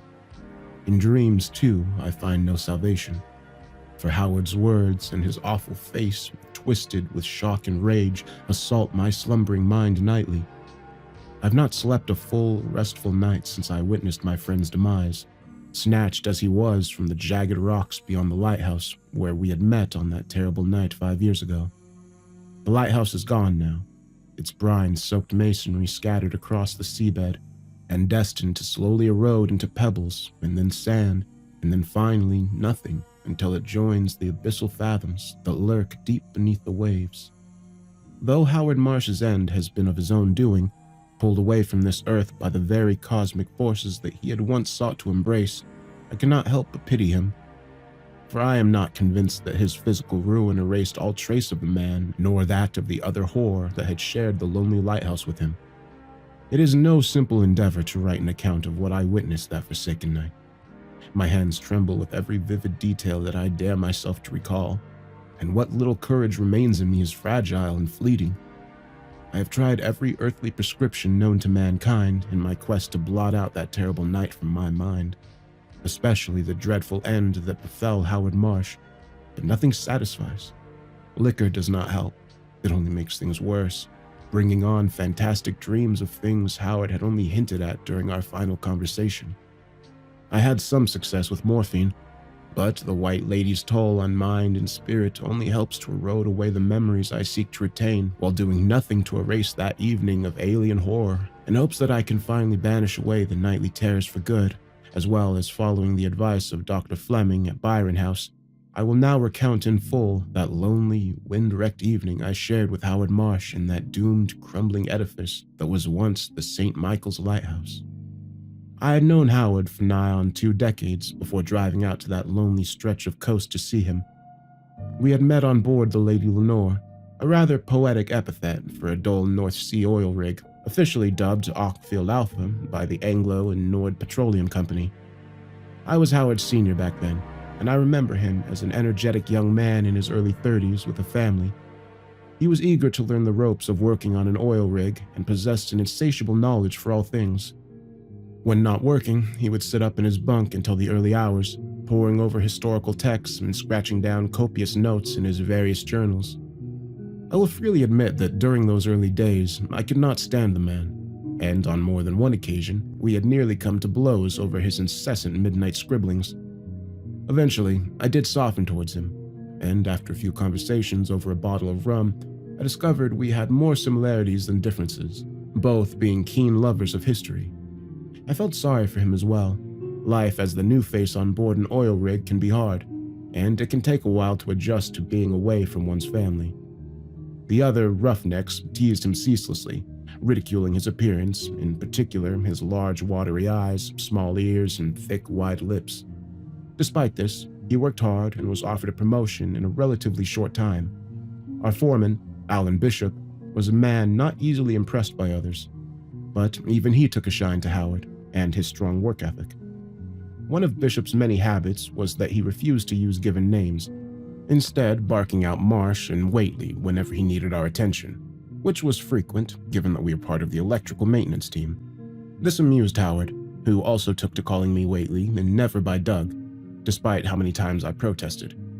Though he always displayed a diligence towards his work, I had the impression that Howard was more interested in the seas around the Lady Lenore than the rig itself, and I would often catch him staring out across the crashing waves while on the platform, or gazing out the window in our bunk room whenever a storm interrupted our schedule. He wasn't on the rig for long, working less than 18 months in total across several long stretches of service. I remember our final day working together. He had expressed an interest to return home and to be with his love, Lavinia, whom I took to be his wife and mother of his children. I was sad to see him go, and we exchanged details. He promised to write me as often as he could, and kept me abreast of his future adventures. To give him his due, he kept his word, and every few weeks a letter from him would arrive from the mainland. I remember that first note distinctly, because I was taken aback by its contents. Howard told me that he had decided to join the Merchant Navy. Hardly a career for any man who had a longing to be by his family's side, I thought. He explained that his service aboard one of Great Britain's commercial vessels would afford him the opportunity to visit distant and exotic locations that he had always loved to see, including several islands in the South Seas that I had never heard of. After 5 years with the Merchant Navy, he informed me that he and his wife had sadly divorced, and that he had plans to immigrate to America, Massachusetts specifically. He explained that he had a family living on the East Coast, in particular in the towns of Kingsport and Innsmouth, and he had need of them to help unravel some mysteries in his own family tree that had so far evaded him. I lost contact with Howard not long after he left for the States, and to my great shame, had put him far from my mind once I returned from the rig and set up a small newspaper agents in my hometown of Barton in Cheshire to help see me through to my pension age. Compared to the rig, The work was easy, but painfully banal and dull. I would occasionally reminisce about my time on board the Lenore and look over old photographs of me, Howard, and the other lads. I did have an address for Howard, and on several occasions I started to pen a letter to him, but never managed to scribble more than a few lines before abandoning the endeavor. The more time that passed, the harder it became to write him, and so I resigned our time on the rig together as a fond memory and nothing more. As fate would have it, however, I unexpectedly received a letter from Howard, nearly 20 years since we had first met aboard the Lady Lenore. It arrived with the first post and was marked with a Cumbrian stamp depicting the beautiful green valleys of the Lake District. Opening the letter, I was at first quite shocked, not so much for its contents, but for the way in which it was presented. The handwriting was sloppy, childish even, and it took me several attempts to read the first few lines. It was a stark contrast to the elegant penmanship that was characteristic of Howard's past correspondences. Though I did not know it at the time, the words written down upon the crudely folded piece of paper would alter the course of my life forever and plunge me into an endless void from which I am yet to emerge. The letter from Howard Marsh reads as follows. Waitley, I hope this letter finds you in good health. I know we have not spoken for some years, and I apologize for my lack of due diligence to the friendship we once possessed. The offshore manager of the Lenore was kind enough to furnish me with your new address, and I am happy to see that you have returned to your home village. You spoke so fondly of Barton during our time on the Lenore, and I hope you are settled and happy. Interestingly, I had cause to visit the village a few years back. It is a cruel twist of fate that our paths did not cross then, but I believe you were still working aboard the rig at the time. The gunner's cloth was everything you told me it was, with its tangled briars and bramble-clogged streams. I could see why it has captured the imagination of so many of Barton's residents. I must say, however, that despite the sinister reputation you attributed to the cloth, I felt at peace as I strolled beneath the canopy of its wych elm trees. I am sorry to say that America did not work out quite as I had intended, and I returned to Britain some years ago, penniless and destitute. By some small shred of luck, I managed to secure a position as a wickie up north in Cumbria a few years ago, and have been working at the St. Michael's Lighthouse ever since. Unfortunately, we have recently received word that the lighthouse is due to be decommissioned and demolished next week. Apparently, the maintenance for such a remote tower has become too costly to justify. I was wondering if you would care to join me here at the lighthouse. We have much to catch up on, so how about we share a bottle of something and talk about all that has transpired since we last spoke? I greatly miss our friendship, and the memories of our time together on the Lenore are among the few happy ones I have left to keep me company on these damnable, long, and oppressively bleak nights. My last day will be this Sunday. Why don't you drive out here and join me? We can while away the evening with strong drink and talk of times past, and then head up to the tower to watch the sunrise one last time over the lighthouse. Yours, Howard Marsh. P.S. It would be remiss of me to not inform you of this, but I am afraid to say that during my time in America I have contracted a rare skin condition. Don't worry, it's not contagious in the least, simply a hereditary condition that has sadly been afflicted upon my family for many generations. If you do decide to visit, please do not be alarmed by my appearance. I remain the same man you worked with on board the Lenore. Excited by the letter, I initially tried to call Howard and discuss his request over the telephone, but I quickly learned that there was no number listed for the lighthouse in any of the Cumbrian directories. Replying via letter was out of the question. As confident as I was in the Royal Mail, I had received Howard's letter on a Thursday morning, and getting a reply to him before the weekend was going to be very difficult. I soon learned that it was just as difficult to locate exactly where the lighthouse was on a map, and it was only by some small miracle that the local library in Eastwich had an updated National Road Index that listed as St. Michael's Island near to the town of Seascale in Cumbria. I say near, but the term was largely relative, as I soon discovered that the island was far from any town or village on the Cumbrian coast. Seascale was simply the closest, but even that was a good 20 miles to the south of the island by car. With no way to respond to Howard's letter, I decided it best to simply travel to St. Michael's Island and see if there was indeed a lighthouse there. The only other option would be to ignore Howard's request, but the thought of him sitting alone in that place, eagerly awaiting my arrival, only to be disappointed if I did not show, was unbearable. So, with the news agents left in the capable hands of a trusted employee, I set out in my car early Sunday morning and made the long trip north. The journey was pleasant enough, though the skies grew darker and more pendulous the further I traveled away from Cheshire. No doubt I was about to experience the stormy weather that the Cumbrian coast was famed for.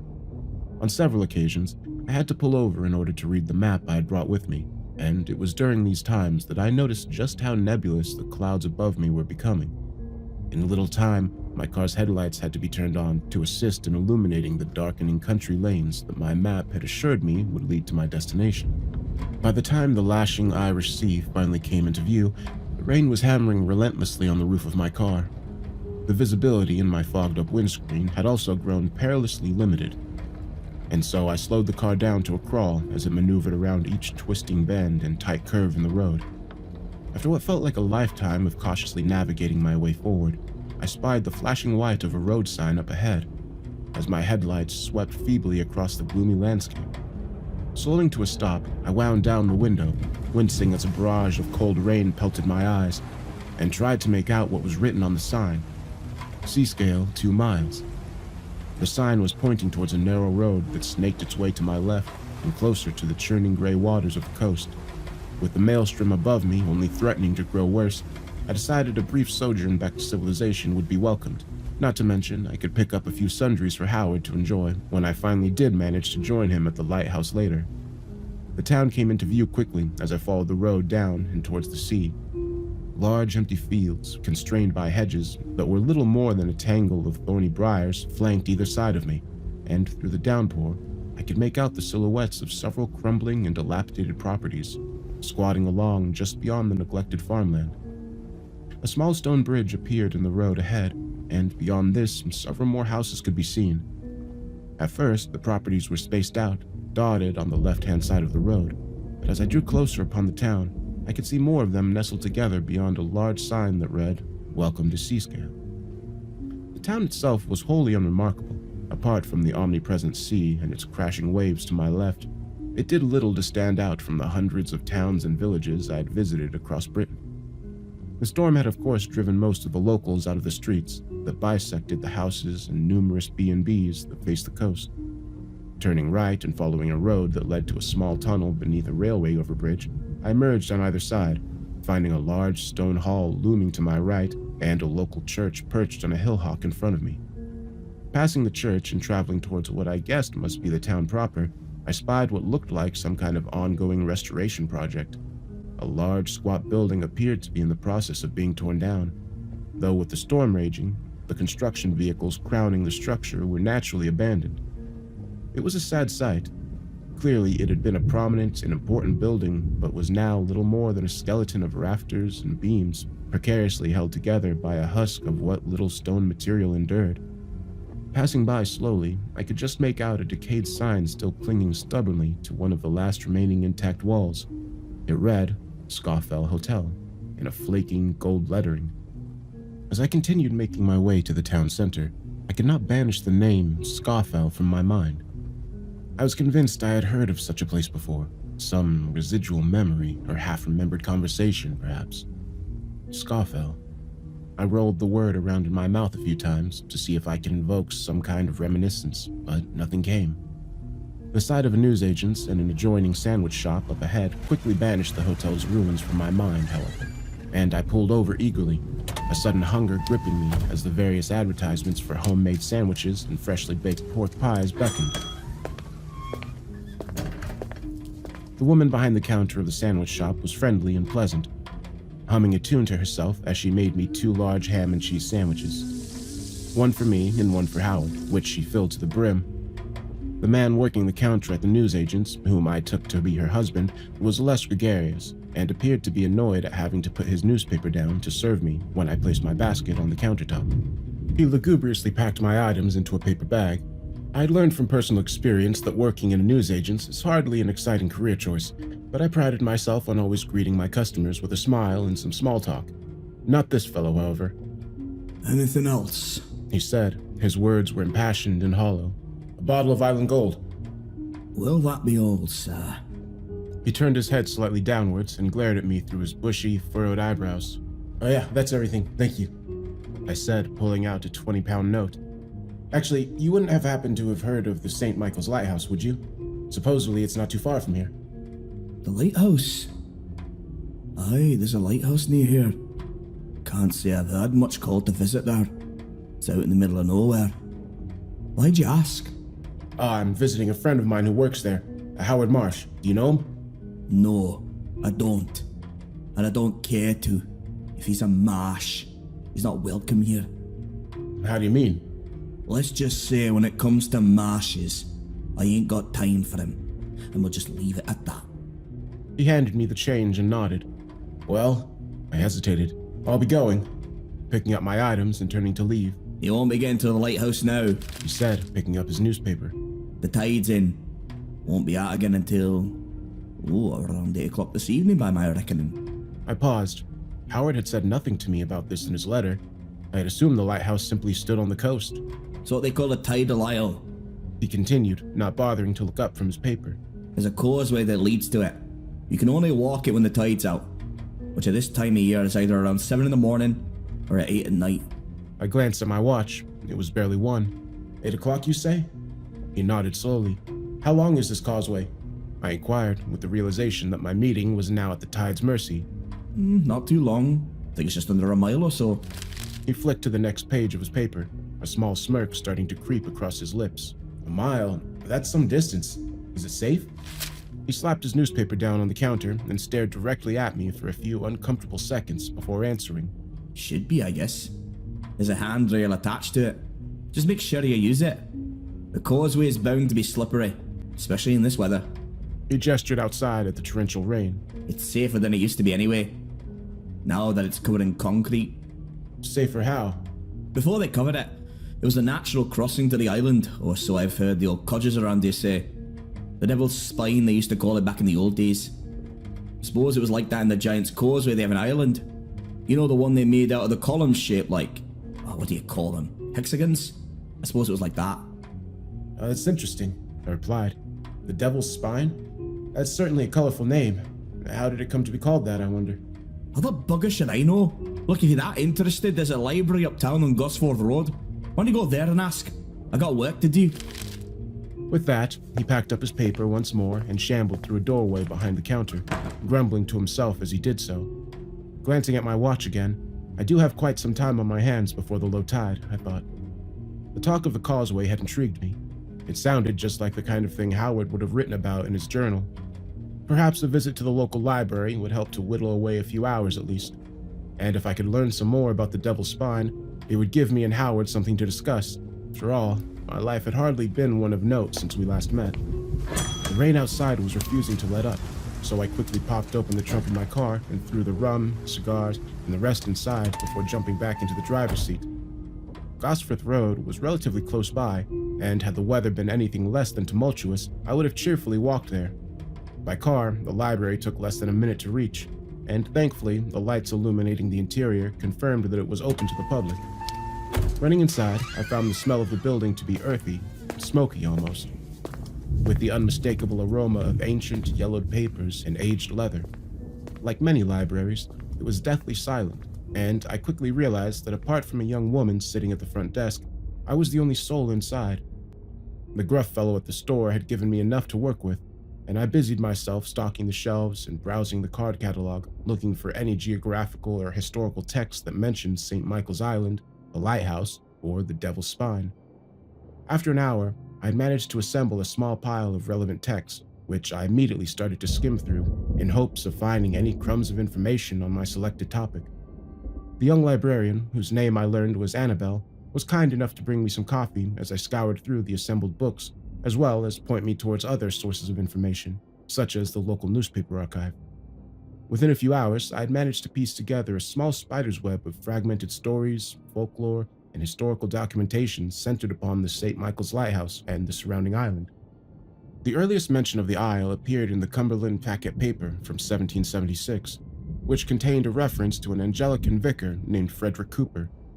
The paper reported that throughout the latter half of the year, Cooper had delivered a series of fiery sermons at the St. James Church in Whitehaven that addressed reports of blasphemers said to be operating in and around the Devil's Spine. The sermon spoke of strange noises, dancing lights, and unholy pagan rites that several unknown residents of Cumberland had been engaging in whenever the tide was low enough to permit entry into the Devil's Spine and attached island, which at the time appeared to be named by the locals as the Witch Mound. The island's reputation was just as sinister as the Spine's, and from a tome dedicated to the geography of Cumberland, I learned that it once housed a curious arrangement of stone monoliths, not unlike those in Salisbury. These, however, appeared to be strange in their form. They were not hewn or smooth, but geometric columns, similar to the hexagonal shapes that formed the Devil's Spine, only reaching much greater heights and widths. All manner of myth cycles and local folklore were attached to these columns, but the most prevalent was the legend of Long Polly, a spectral hag who was said to haunt the stones with her disciples. Her coven was said to call upon a terrible black demon that lived beneath the isle, and there was talk of dark pacts and sacrifices made to the stones at the times of Walpurgis and Hallows Eve. Frederick Cooper had warned his congregation on numerous occasions to avoid trafficking with the wicked sprite of Long Polly and her hellish imps in his sermons, and he also condemned the use of pagan offerings made to false idols. In particular, he appeared to be greatly vexed by the locals' use of a heathen hieroglyph said to ward off evil and ask that his flock look to the Lord for their salvation from dark powers. There were later records of arrests made relating to these incidents, though the details were scarce and the names of the perpetrators and the outcomes of their arrests were not published, and no other account of them could be found, at least not in the text I had at hand. The only other mention of the Witch Mound spoke of a local legend recorded in 1906 by the anthropologist and antiquarian Sir Robert Shaw in his book titled Cumberland, Folklore and Devilry. Sir Robert had written of an account given to him by a seascale man who spoke of the strange noises that could occasionally be heard emanating from the rocks around the Witch Mound whenever the tide was out and the wind was strong. The sound was difficult to describe, for it resembled no known speech spoken in the region. Sir Robert had done his best to write down what the seascale man told him, recording the sinister sound as something resembling tekalili, though he took great pains to assure the reader that even these queer letters failed to truly capture the haunting and morbid essence of the sound as described to him. At some point, around a century after Frederick Cooper was first warned of the ill omens surrounding the island, the lighthouse had been commissioned and built upon the island, which had now been given the name St. Michael's. The stones must have been destroyed to make way for the lighthouse, and the Devil's Spine had reportedly been covered with steel-reinforced concrete around the same time. Apart from the strange whistling sound that could occasionally still be heard, no further reports of strange lights or devil worship persisted, and all later writings discussing the island and the lighthouse were painfully banal and mundane in scope. By the time I had finished my impromptu investigation, it was nearly 6 o'clock, and the sun had vanished, giving way to the chilling shadows that accompanied the growing autumnal darkness. The worst of the storm had mercifully passed, though it was still ferociously windy and hopelessly damp outside. With more than enough time to make it to the Devil's Spine for the low tide, I jumped once more into my car and made my way out to Seascale and back to the main road that led to the north. Though the rain had cleared, visibility was still poor due to the lack of street lamps beyond the town, and my feeble headlamps struggled to banish away the perpetual gloom that enveloped the lonely road ahead. Reading the map was even more difficult in the oppressive dimness, and I struggled to pinpoint exactly where I was as I wrestled with it and a small pocket flashlight I had brought for just such an occasion. I was about to pull over, but as my car crested a small hillock in the road, I suddenly spied the St. Michael's lighthouse casting its beacon across the churning waves. Relief washed over me. With the lighthouse's aid, I could easily reach my destination, and I tossed the map and flashlight aside. Arriving at the coast, I found a small patch of flattened earth that was slightly elevated from the road and that served nicely for a parking spot, and so I pulled the car in, facing the lighthouse directly. From my vantage point, I could see that the bulk of the causeway was still submerged by the thrashing waves, though for a brief moment I thought I could spy the very top of the gray concrete structure breaching the water on the side closest to the coast. It was around 7 o'clock, and assuming that the store clerk had been accurate with his tidal knowledge, I had an hour or so before the causeway emerged from the briny fathoms. The beacon's light swept across my car as it made its languid sojourn across the waters, illuminating everything briefly in a cold, pale glow before plunging me once more into the platonic depths of the lonely Cumbrian countryside.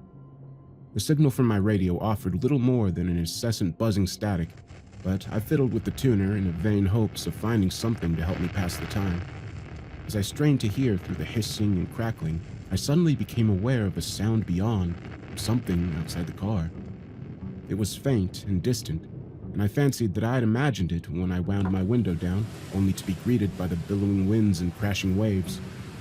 I was about to dismiss the matter and return to the radio when I heard it again, a sort of whistling sound coming from the direction of the lighthouse. My mind struggled to form exactly what the sound was. It was almost like a voice whispering feebly into the night air. But there was a whimsical melancholy to it, and it was oppressively Stygian and lonesome.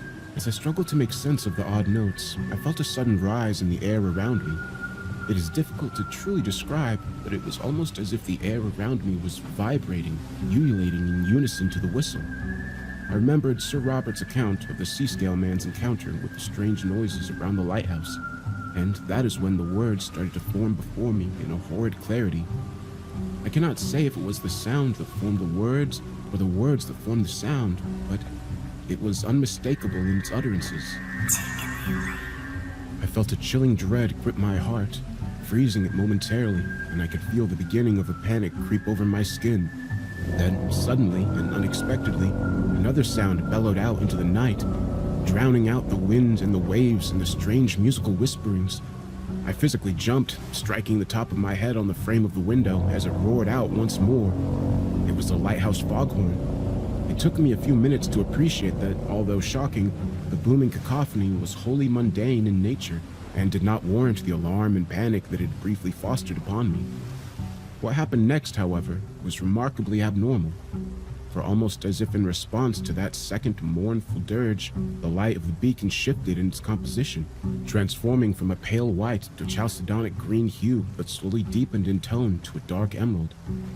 Absurdly, despite the obvious dimming, the beacon continued to give off a glow on the very outer edges of the beam in a nimbus of pinks, oranges, and blues. I was struck with the paradoxical realization that the light was somehow both dazzlingly bright and unfathomably dark at the same time. The closest comparison I can put into words is the remarkable displays of the aurora borealis, with its shifting cosmic arcs and shimmering chromatic waves. After a few seconds, the bizarre display shifted once more, transforming into a cold green gold. I cannot say for how long I gazed at the light as it rotated slowly across the sea and the coast. By the time I managed to break its spell, I could see that the tide had fully retreated, and the gray, slimy concrete of the causeway was now clearly visible and accessible. I wasted no time and grabbed my belongings from the trunk of the car. I have no idea what possessed me to take the next item from the glove box of my car, but I did so decidedly once I remembered that it was there. Be it paranoia or some unconscious awakening of survival instinct, but just as I was about to make my way towards the Devil's Spine, I quickly returned to my car and retrieved the revolver. The gun had once belonged to my grandfather, who had brought it back with him when the war ended and gifted it to my father, who, in turn, gave it to me. Something of a family heirloom that was quite illegal. I had thought about handing it over to the police, but always decided against it. I had precious few memories of my grandfather, and this lone artifact was one of the few remaining pieces of him in my life. I had no idea if the thing even worked, but it was loaded with 6 brass shells, and the weight of the grip in my palm was reassuring. Making my way to the causeway, I soon learned that the small set of steps leading down towards it were hopelessly slick with a disgusting, briny sludge that I assumed must have been deposited by the retreating waves. The slime was omnipresent and slippery, and I was forced to hold my flashlight in my mouth so that I could at least grasp onto the railing that jutted precariously out of the concrete. I managed to slowly pull myself along the railing, despite the ferocious October winds battering me incessantly. Once or twice, I felt my feet slip on some horrid, jellied deposit, but I managed to stay steady as I progressed sluggishly forward and towards the sweeping beacon of the lighthouse. The whole scenario felt like a dream, as if I were trapped in one of those awful somnambulic shambles, where the dreamer is unable to run or even walk without expending a Herculean effort. As I lumbered across the path, I could just about make out the patterns of hexagonal shapes in the ground where the gray concrete had eroded and thinned from years of tidal scorings. I wondered how many more waves the concrete could withstand before great chunks of it fell away to reveal the antiqued horror of the devil's spine that lay beneath. Every few minutes, the sickly green-gold light of the beacon would wash over the causeway, briefly illuminating my way before plunging me once more into Stygian blackness. These times were the most dreadful, as the beacon brought not only light, but also the deep shadows of whatever it cast itself upon. I half fancied all manner of strange sea-dwelling creatures crawling across the exposed seabed. Disgusting crabs, floundering fish things, and strange jellies danced before my eyes whenever the light washed over me. The foghorn sounded again, causing me to physically jump in fright as its mournful dirge filled the air once more. Finally, after nearly 40 minutes of struggling against the wind, I eventually reached the island, where another set of steps leading upward greeted me. With one last burst of what little energy remained in my legs, I ascended them triumphantly. The island itself was small, with the lighthouse and adjacent stone cottage taking up the bulk of available space. Most of it was little more than black, jagged rocks with a few slick, cyclopean stones, which I half imagined to be remnants from the supposed hexagonal columns which once formed the witch mound mentioned in Sir Robert's book. There was little to nothing in the way of flora, except for an emaciated skeletal tree that stood alone, anemic and withered to the east of the island. A small oil lamp was attached to the wall of the cottage, its iron frame clanging against the gray slate from which the cottage was made. The adjacent door, which appeared to be crafted from little more than driftwood, was gnarled and decrepit and slightly ajar, banging and slamming against its frame. The light of the cottage appeared to be on, though the shutters had been pulled across the windows, obscuring whatever lay in the rooms beyond. Lashed by the winds and soaked to the bones, I wasted little time in approaching the door and entering the cottage. A small hallway with 2 doors on either side greeted me as I entered. A 5th door, at the far end of the hallway directly in front, was open, and beyond it I could see the spiral iron staircase, which I guessed must lead to the lighthouse tower.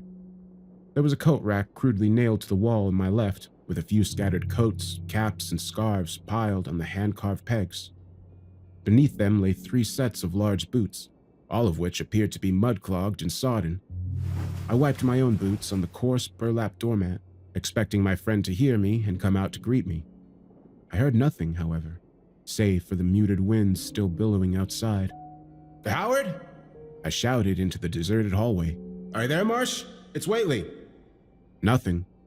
Shrugging, I removed my boots and placed them next to the others. I also removed my soaked coat and hung it up on what little space remained on the rack. Not wishing to intrude, but also motivated by the possibility of a hot cup of coffee, I walked to the nearest door on the right, making sure my steps were loud and deliberate in hopes that my host would hear them. The room beyond was the bunk room, confirmed by the presence of 4 large wooden bed frames, each with a small chest positioned nearby for personal items. A small adjacent bathroom with a tin bath and an attached shower accounted for the next door. There was no toilet in the bathroom. The idea of braving the storm in order to make use of that particular facility did not appeal to me, so I made a lighthearted note to myself to take it easy on the rum I had brought. The doors on the other side opened into a combined kitchen, sitting room, and study. The kitchen was basic, consisting of little more than a stove and some cupboards. I placed my bag and sundries upon the counter, again deliberately and with intent to alert Howard to my presence. When only silence followed, I instead decided to boil some coffee in preparation for my host's eventual appearance. The sitting room was dark, but looked somewhat cozy and comfy, with several large chairs positioned against the far wall, with a log burner between them, which I was overjoyed to see was currently aflame and glowing with the lambent embers of several burning logs. Above the fire, I could see an old portrait depicting a beautiful woman with long, flowing black hair and deep green eyes. I neared closer to warm my hands and take a better look at the painting, but instead noticed a small folded-up note with Whately scribbled in pencil sitting on the mantelpiece waiting for me. I picked it up and unfolded it, greeted by the same atrocious handwriting I had seen in Howard's letter. Make yourself at home. Making adjustments to the lens. Will be down shortly. I had no way of knowing when the note had been written, but guessed that he had penned it sometime in the evening, knowing that I had missed the morning's low tide and my opportunity to cross the causeway before nightfall. At least he was home, I thought. Glancing around the room, I could see the walls were resplendent with sagging bookshelves crammed with various tomes, novels, manuscripts, and grimoires. The collection was eclectic and disorganized. Many of the books focused on topics such as geography, naval history, folklore, and ocean mythology. This is classic Marsh, I mused. How little he must have changed since I last saw him. One manuscript in particular stood out to me. Yellowed and frayed, it looked hopelessly ancient and crinkled next to the various books and tomes. I reached out gently with both hands and pulled it from where it had been sandwiched between a small leather-bound book titled De Vermis Mysteries and a large worm-eaten text called On Auspress Lietenkulten. The manuscript appeared to have been well read, with notes scribed upon the cover haphazardly. The title, Things of the Water, was scrawled in a spidery handwritten script on the inside of the cover, with the words Kuthart Aquadinen in parentheses underneath. I moved closer to the glowing log burner and angled the manuscript so I could see more of the text inside, noticing some signs of fire damage along its edges. The light, however, did little to illuminate the actual purpose of the manuscript, as it moved dizzyingly from one topic to the next, with no discernible order. The best I could guess, it was some kind of a treatise on magic, with various formulas, sigils, and rituals scrawled upon it in various languages, most of which I could not recognize.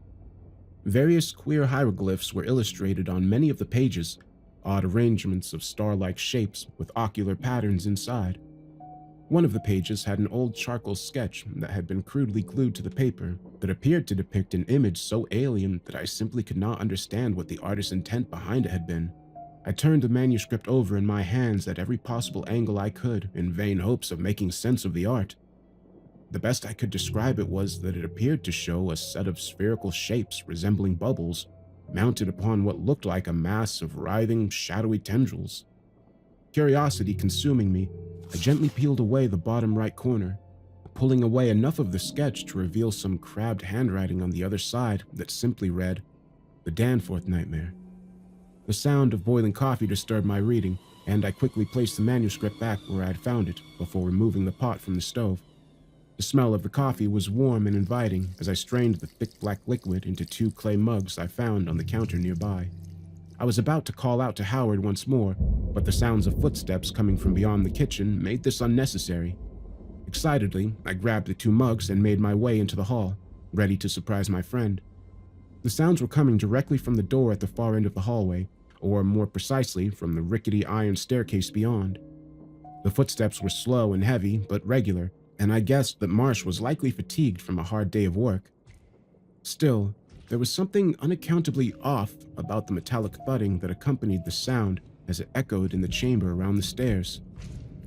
It was almost like a slapping sound, as if each step was being struck by something wet and damp that momentarily clung to its surface before being peeled away. As I strained to hear the strange footsteps growing closer, I noticed a pair of large boots placed at the base of the staircase.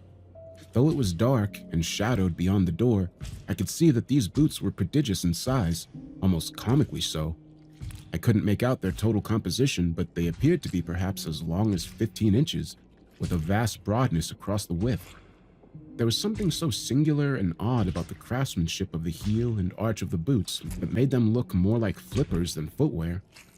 The only comparison I could make at the time was the bespoke shoes one sometimes sees being worn by those born with legs of varying lengths or perhaps a prosthetic of some kind.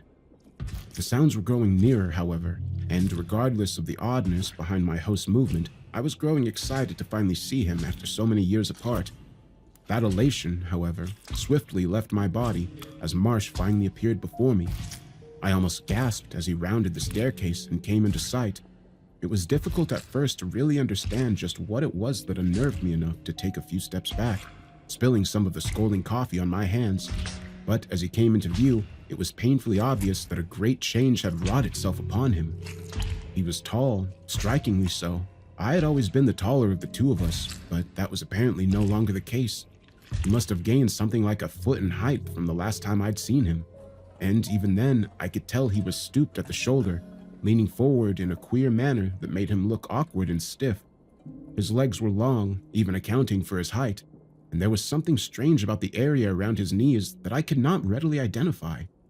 He was, thankfully, I thought, heaped in all manner of thick clothing, including a large overcoat, a thick knitted jumper that covered his neck, and various scarves arranged around his face in a manner that suggested an ignorance of their true function. A gray cap was perched precariously atop his oddly elliptical head, and a pair of leather gloves lay stretched upon his large, flat hands and pulled across his long, spidery fingers. It was his eyes, however, that truly shocked me. Howard had always had large, protuberant eyes, but by some cruel method, be it injury or the strange malady he had alluded to in his letter, the space between them had unaccountably widened, pushing them far away from each other like opposing magnets until they lay almost on the side of his head. They glowed too, or at least they did so for a brief moment as they were illuminated by the light of the hallway as he bent down and sat upon the step, reaching out for his colossal boots. With a great, awkward effort, he finally managed to fit his long, flat feet into the makeshift footwear, squeezing each other into their respective boot with an obvious strain. Though he had asked that I not be disturbed by his appearance, my reaction to him was uncontrollable, and for a brief moment, I thought about the revolver in my pocket.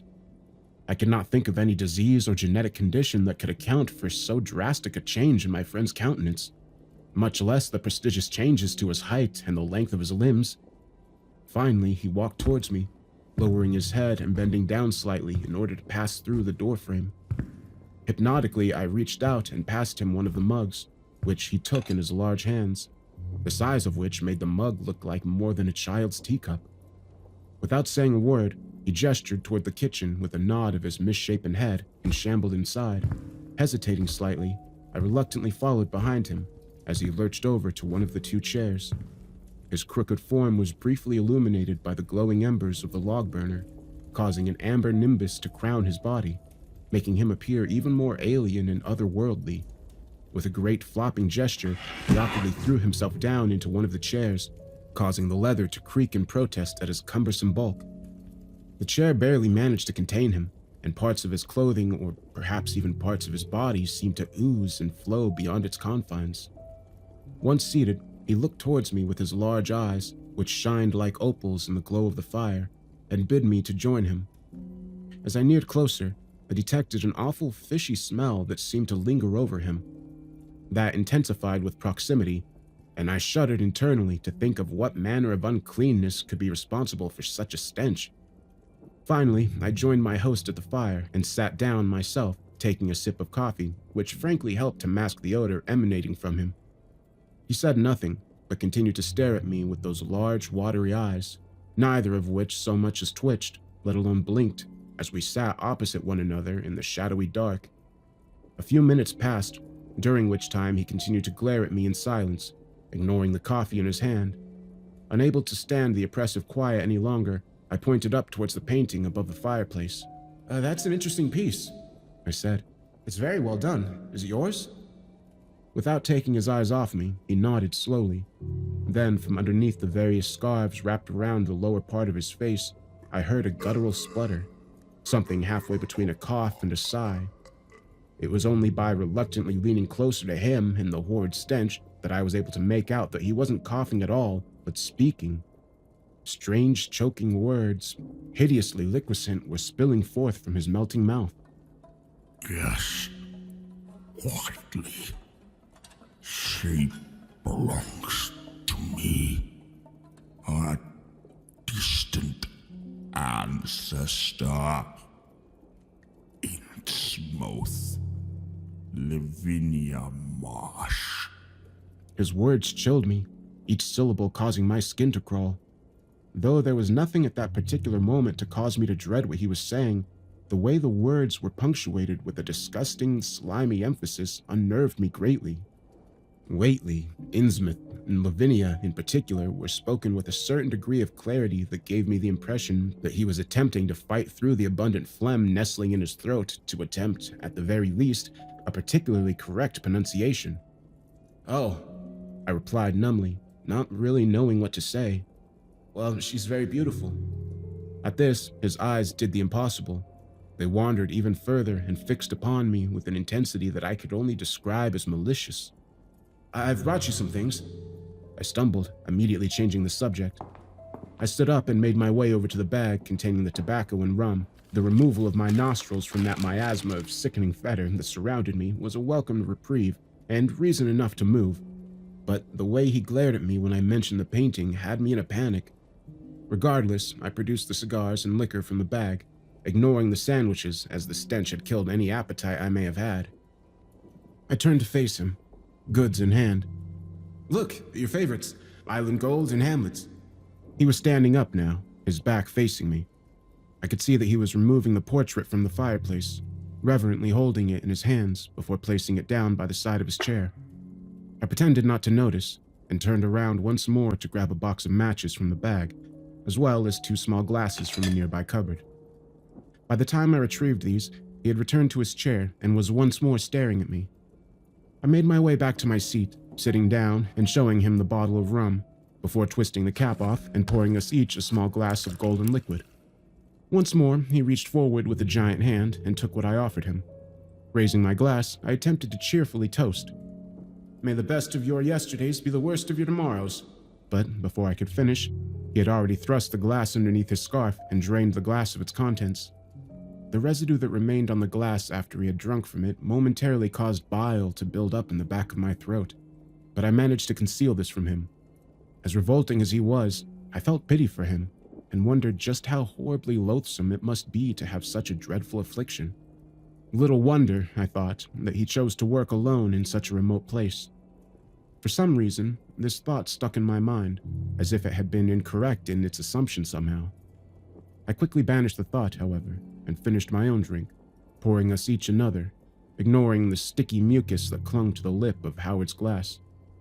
He greedily slurped the second down quickly, just as he had the first, before thrusting his glass towards me and silently demanding a third. I knew the Island Gold had always been his drink of choice and happily refilled his glass. I then produced 2 cigars and offered him one, but to my surprise, and admittedly relief, he refused, pointing to his neck area and shaking his head. Given his labored breathing, I wondered if his condition would only be exacerbated by the smoke, and I asked if he would mind if I still lit one. He made a simple gesture that I took for confirmation, and striking a match, I lit my cigar and took a few deep puffs, sending a cloud of smoke into the air that mercifully masked the fishy smell marinating my host. "So," I said, taking another pull of the cigar, "this is the final night for you then? This place is getting demolished next week?" The final night. Yes. He replied, his voice still a sickening molasses. "And then what? Do you have anything else lined up?" Return to sea. The sea? I would have thought you'd have had enough of that, Howard. What with Lenore and your stint in the Navy, is there no work on dry land that interests you? None. He flatly replied, gesturing for the bottle of rum by my side.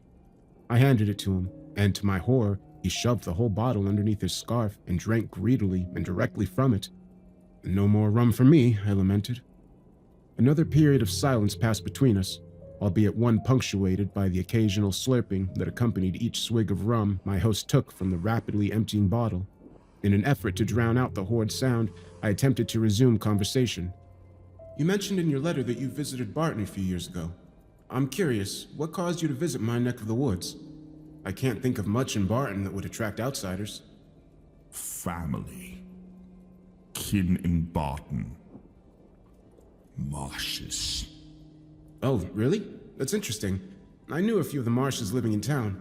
Not personally, mind. Always kept to themselves. I remember old Sebastian Marsh. Poor fellow.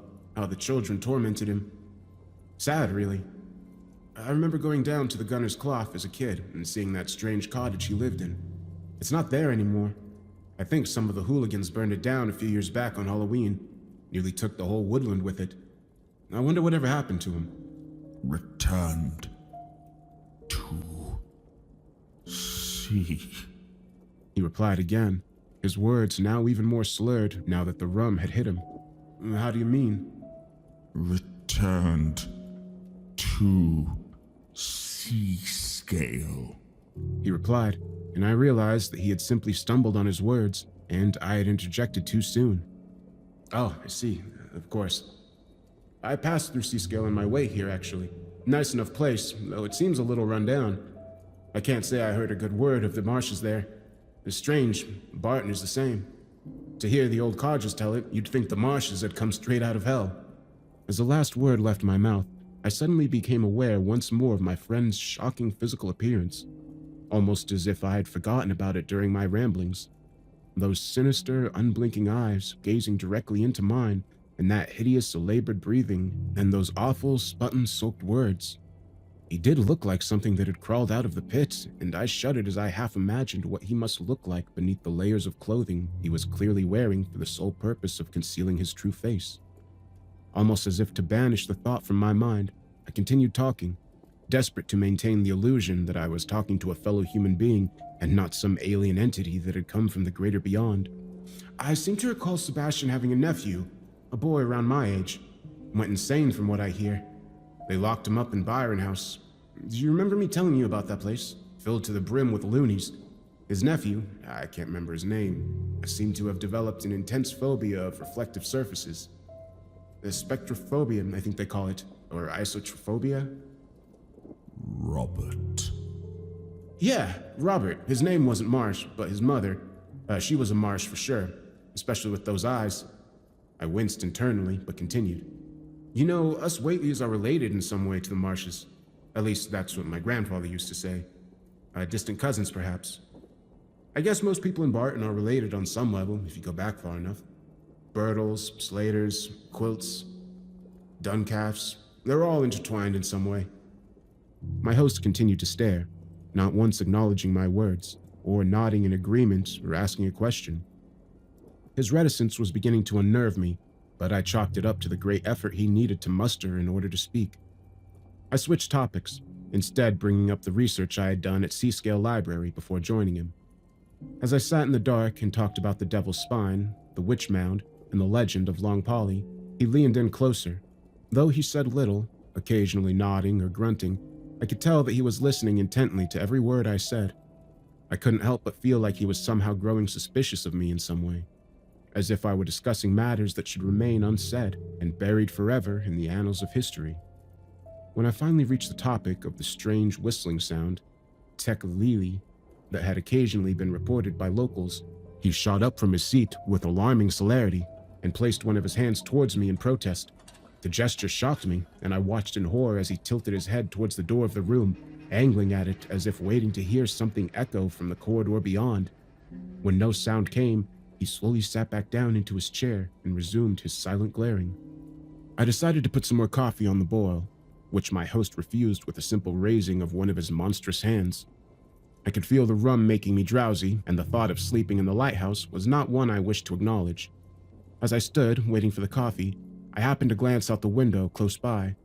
The tide had returned, and the whole island was now surrounded by black, churning waves that crashed and sprayed upon the sharp rocks beyond the cottage. The lighthouse beacon, still displaying that strange green-gold beam, occasionally swept over the waves as I watched. As it passed by, I could swear that for a brief moment I could make out some other kind of movement out in the water. It appeared to be something in the undercurrent, and as a wave crashed and settled upon the surface, I could make out ripples of something else beneath the surface, something moving. The closest approximation my mind could conjure at the time was that of a large school of fish swarming under the water, and I turned to ask Howard about the phenomenon, but found that he was rising from his chair once more. He stood up, his head almost touching the cottage ceiling, and with one of his hands, reached down and took the portrait of Lavinia that he had so oddly removed from the mantelpiece. "Is everything all right?" I asked, attempting to hide the discomfort in my voice. He pointed up to the ceiling. The beacon must check. And with that, he left the room, stooping and shambling out of the door. I heard those flat, slapping footsteps make their way towards the entrance of the lighthouse door, and then slowly fade out of my hearing range with a few soft echoes on the stairwell. Somewhat relieved by his absence, I returned to my seat, but not before retrieving the manuscript marked Things of the Water from where I'd left it. For whatever reason, something in that odious tome had lodged itself in the back of my mind. something that I had perhaps skimmed past but refused to leave me in peace. Sitting down and lighting another cigar, I reasoned that my host's telltale footsteps would quickly alert me to his presence, and I could simply put the manuscript back where I had found it without him realizing. I cannot say exactly why I was so reluctant for him to see me reading it. It was, after all, simply an odd collection of texts, but I found myself loath to be caught with it in my possession. He had acted so strangely towards my retelling of Cumbrian folklore that I worried he would react even more aggressively should he discover me reading the manuscript. Flicking through once more, careful not to let the cigar ash collect in the central crease, I came across several hideous pages of forgotten lore that chilled me as I sat alone in the dark. More monstrous woodprint images and sketches of strange creatures and beings danced on the yellowed pages, illuminated by the dying embers of the fire. Freakish entities with names like Ubal Sathwa, the unforgotten source, Hastur, the unspeakable, the great Cthulhu, the last of which was said to slumber eternally, dead but dreaming in the phantom city of Rylea, deep beneath the gloomy waters where no light can penetrate. Again, I returned to the horrid sketch marked the Danforth Nightmare, but this time I found a cross-reference to the image on another page that was titled Shoggoth of the Lost City.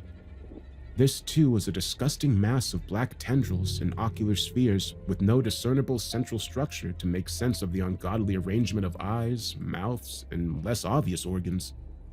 Another reference on this page led me to the section marked Dagon's Mirror, which was accompanied by an ancient woodblock image of what I guessed must be the eponymous ornament.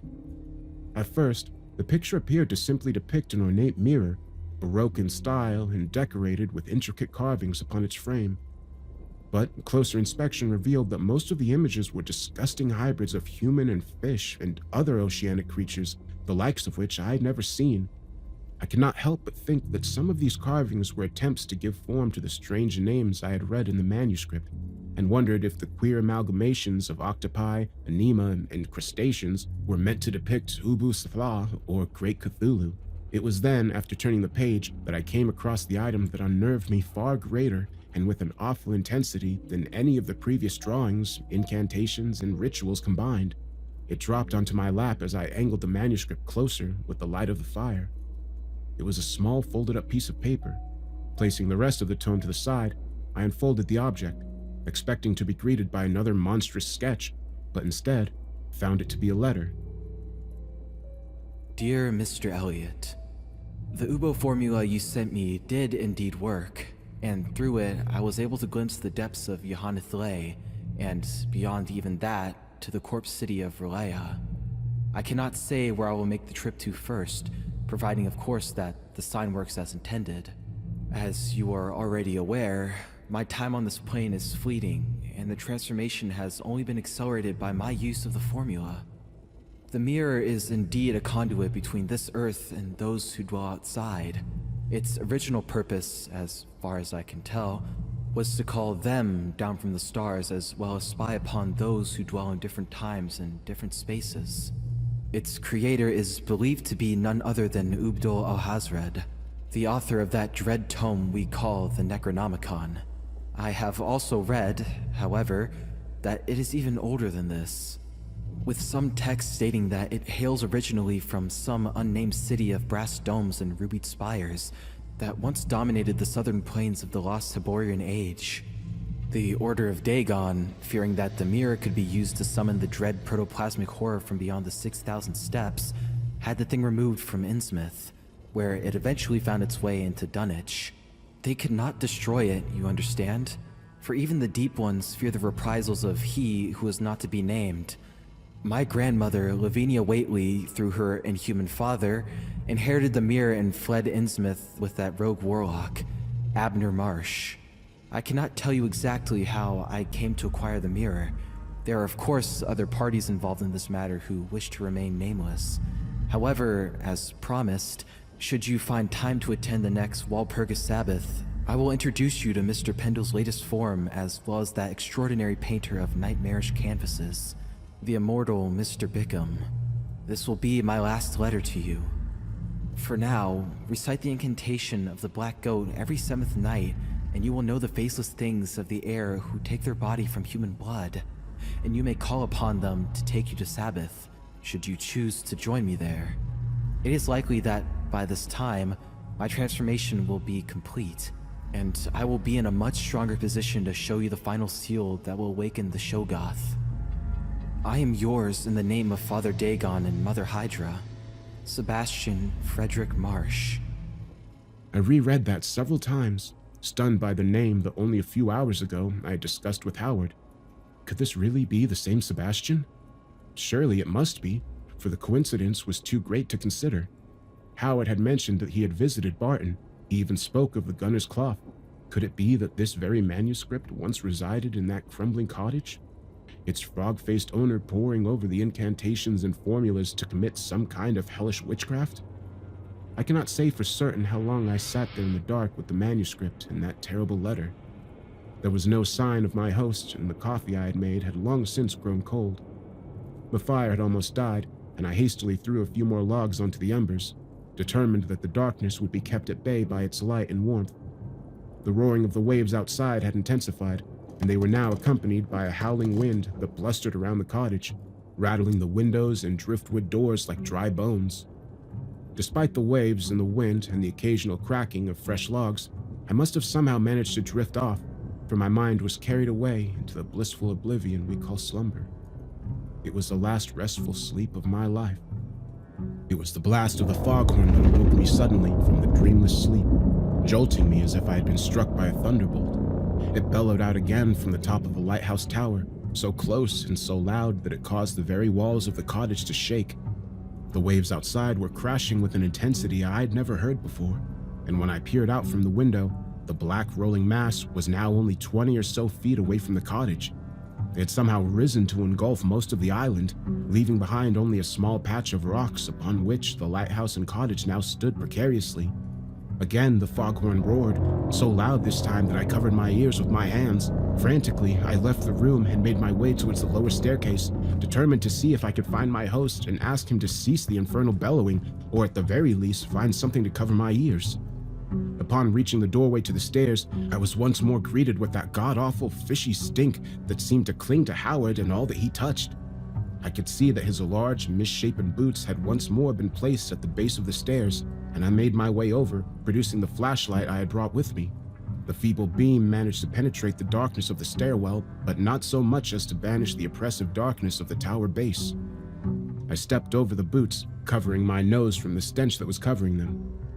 Slowly, flashlight in hand, I began my ascent up the rickety staircase, which spiraled upwards and into the shadowy blackness above. I can make out a glow at the very top, the same phantom golden green that had emanated from the beacon. It was then that I noticed the first piece of discarded clothing on the stairs. It was one of the scarves Howard had worn around his face. The torchlight revealed that it was covered in some translucent jelly, something akin to frog spawn, I thought.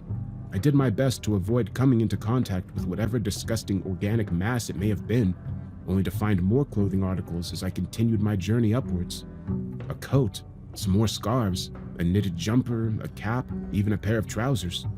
Each was either dripping with a gelatinous mess or encrusted with a stale yellow-green deposit that resembled fish scales.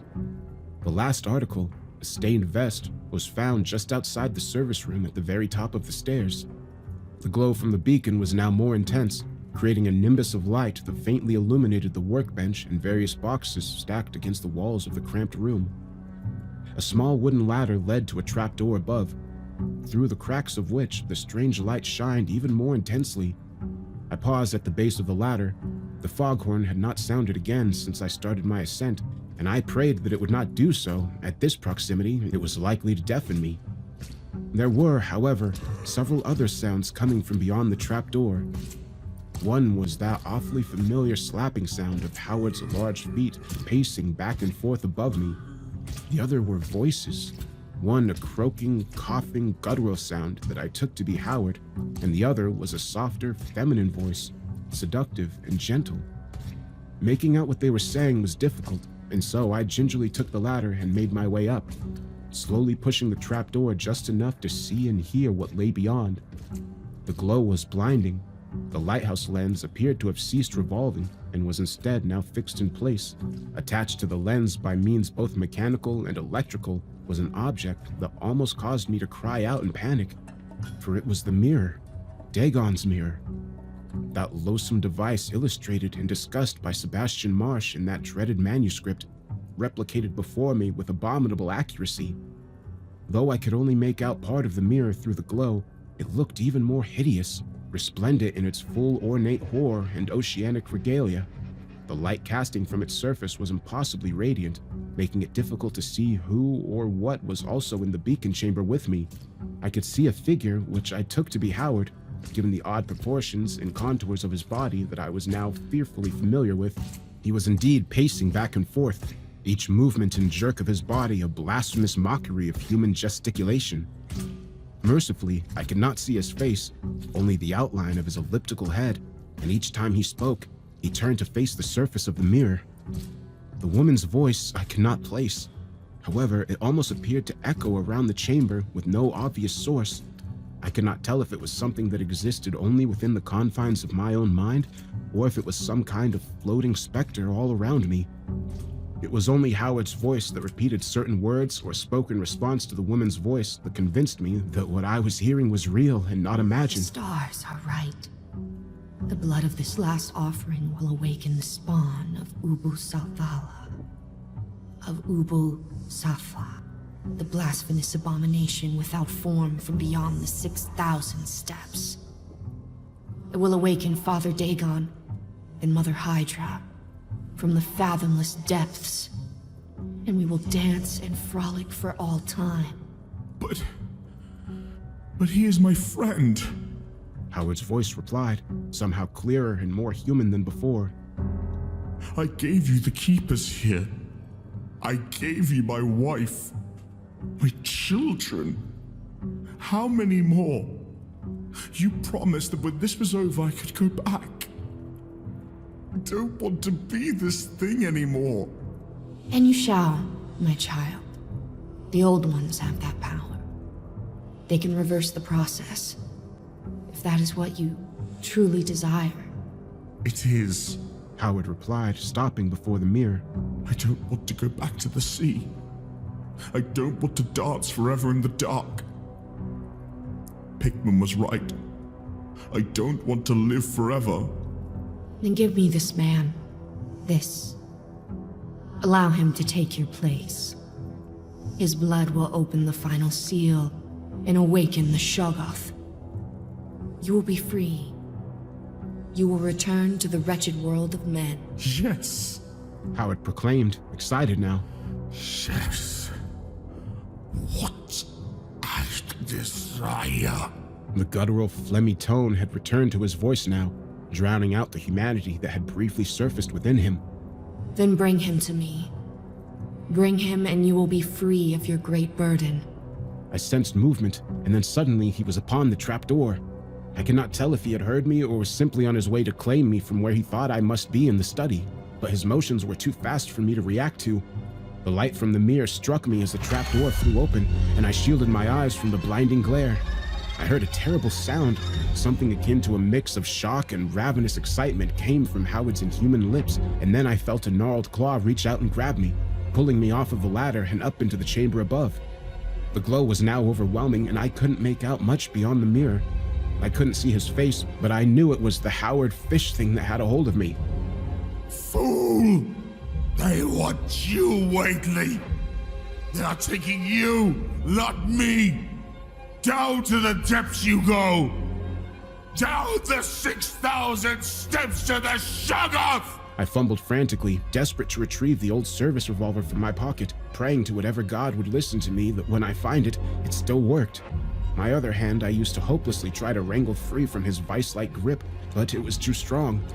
I felt my fingers move across his awfully wet and scaly arm as he lifted me higher, and I could now feel the top of my head glance across the chamber ceiling. He was taking me towards the mirror and closer to the sounds of the unseen woman's sardonic laughter. "Howard!" I screamed. "If you're in this somewhere, please let me go! I don't want to hurt you!" Hurt me? You cannot hurt me! I am eternal! He laughed once more, but by this time, I had found the revolver. The feeling of its grip in my palm, a blessed relief. I pulled the gun free, and unable to truly see what I was firing at, I cocked the hammer back and pulled the trigger. The shot boomed in the chamber, causing the sharp ringing to spike in my ears. I must have struck something, for I heard him cry out in pain, though his grip on me did not cease.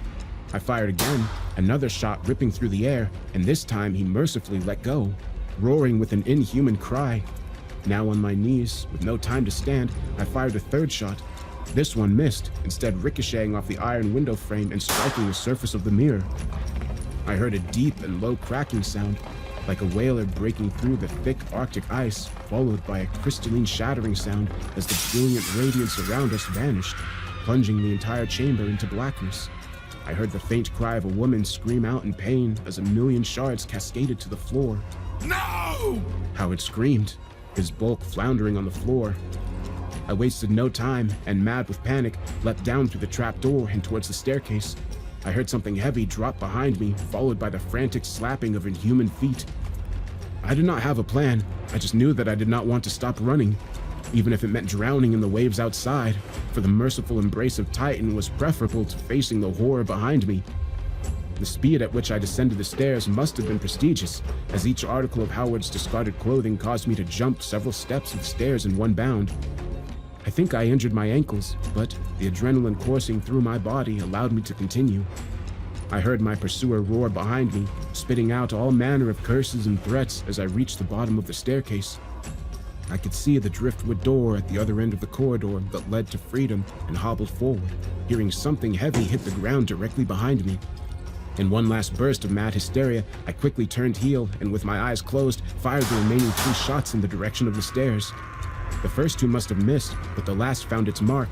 I heard another scream of rage and pain. I turned and sprinted as fast as my legs would allow towards the door, slamming into it with my shoulder.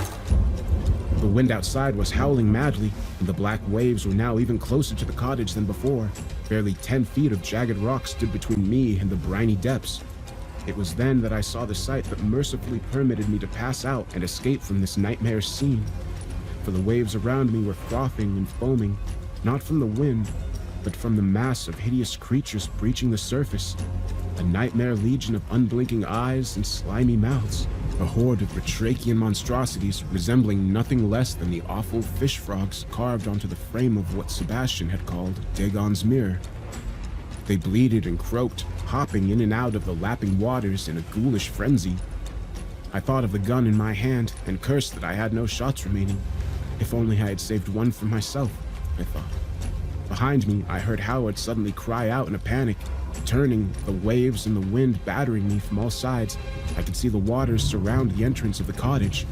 Dark waves crashed and smashed upon the outer walls, breaking the windows and flooding the inside. The horde was upon Howard now, clawing at him, pulling him into the water. A dozen flabby claws clung to his scaly body, dragging him into the briny depths where he belonged. No! He screamed in panic, his human voice returning to plead with his captors. I don't want to go! Take him! Leave me be! The sight of Howard in all his horror was enough to send my mind reeling into oblivion. Although his body was identical to that of the fish frogs pulling him down into the waves, there was a vestigial likeness of the man I once knew still stretched across that monstrous face. He looked at me with all the malice he could muster. As I felt the sweet embrace of nothingness consume me, those final words cried out in the coming darkness that I happily welcomed. Gods curse you, Waitley! Curse you to Hades! Get back, you devils! Back, I say! Oh God! Oh Lord! Help my poor soul!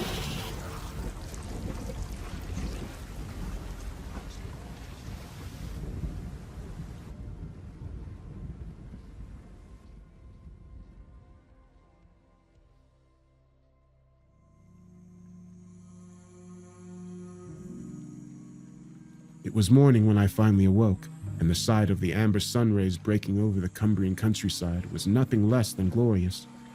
I picked myself up. I gazed out at the now calm waters of the Irish Sea and the lapping waves gently breaking upon the shore. There was no sign of the lighthouse, The island it had once sat upon and the causeway leading to it were barely visible over the morning's retreating tide. But the tower, along with the adjacent cottage, were no more, lost forever and scattered across the seabed, home to nothing more than clinging barnacles and skittering crabs. They never found Howard's body, nor the bodies of the 3 men who had worked at the lighthouse. I later learned that Trinity House, the authority responsible for maintaining the St. Michael's Lighthouse, had no record of a Howard Marsh in their employ. Though he is gone, I think of him often. I have dreams, vivid, terrible dreams, in which he is forced to eternally dance and frolic in the forgotten and fathomless depths of the corpse city, forced to live forever as one of the fish things, longing for the day when he and the rest of his kind shall rise up out of the ocean and reclaim the earth in the name of the father Dagon and the mother Hydra. Though the horror he and Lavinia had sought to unleash upon the world had been dispelled, I cannot help but wonder what became of the mirror. Surely it is gone, its 1,000 shards swept out across the seabed and its hideous frame bent and warped by the waves' ceaseless crashing. I wonder if such a thing can ever truly be destroyed. And what of Shoggoth? Has that formless horror been returned to its eternal slumber beneath the 6,000 steps that lay deep below the witch mound? I can only pray that it has. And yet, every night I hear it, whenever Howard creeps into my dreams and I see his awful face and hear his awful voice, there is something else, something outside, something beyond. I can hear it now as I write down these words.